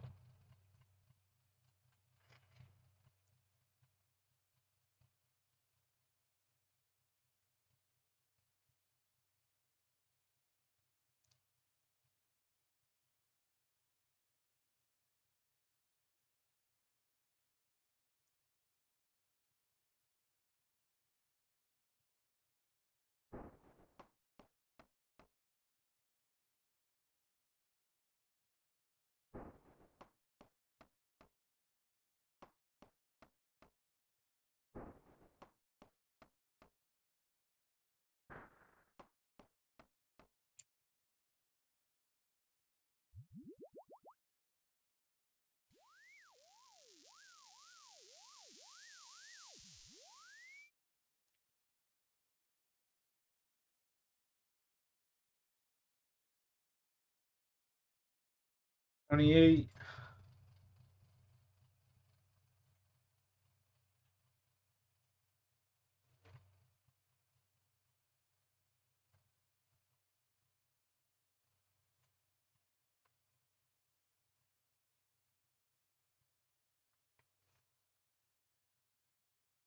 We're getting close to 68.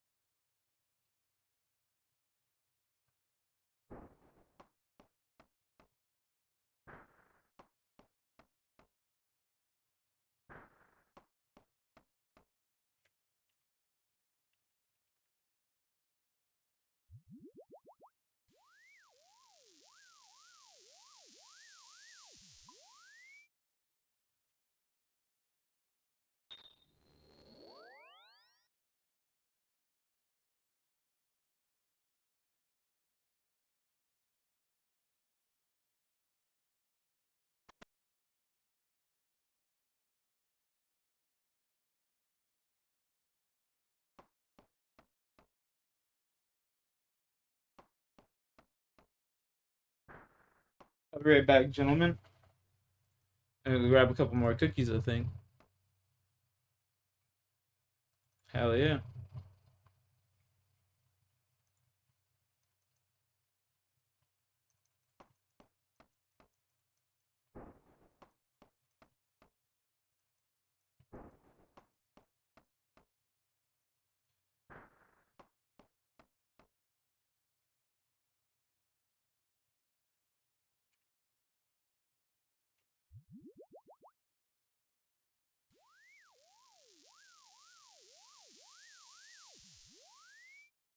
Dorian, bro.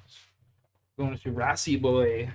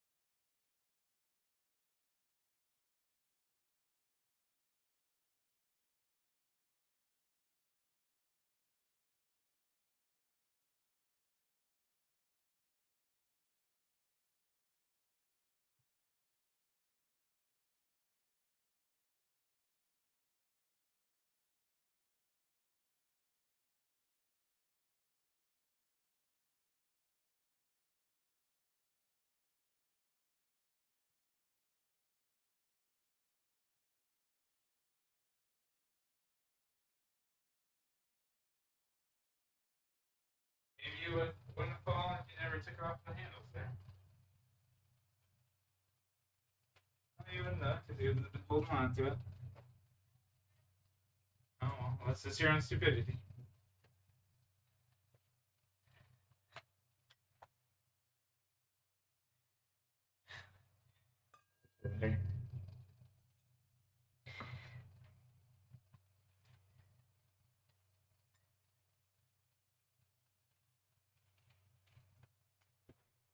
Oh, yeah.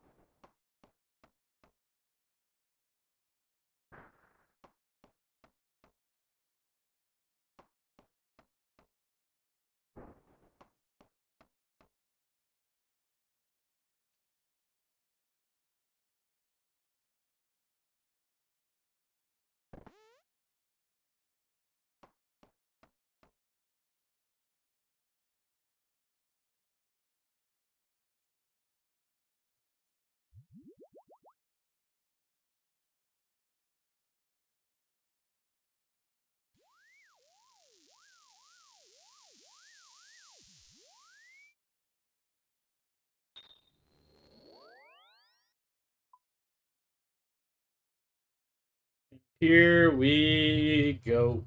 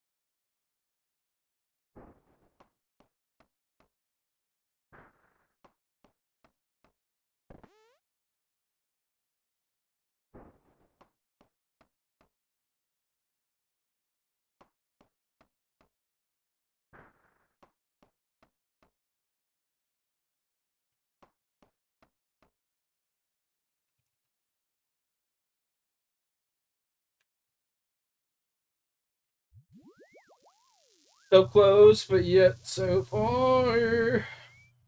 Larry. The homie Larry and Fally. Let's go see you, bud.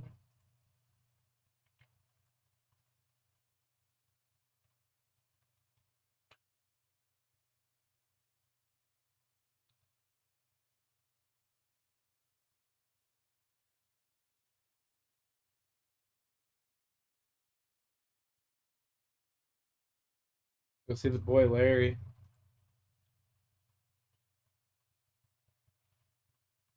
What's up, dude? Need some repairs, eh?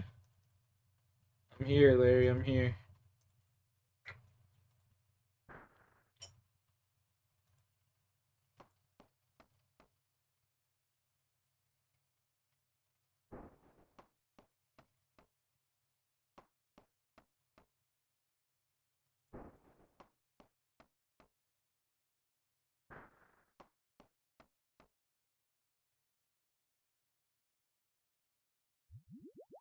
Fucking everyone should try and be like Larry.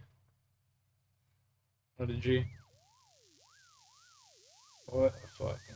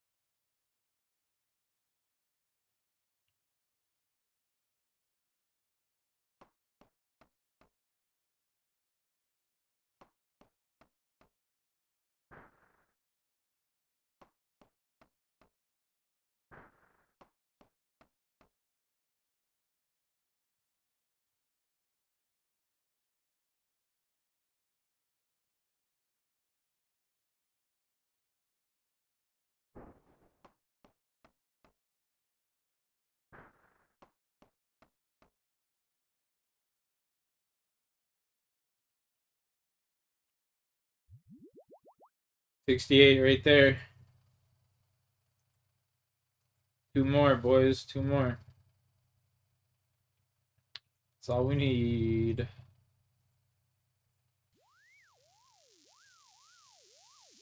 For now, anyway.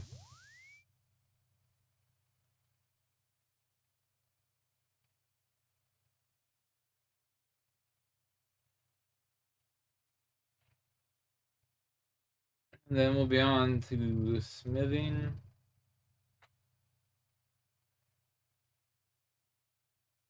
Hey, yep.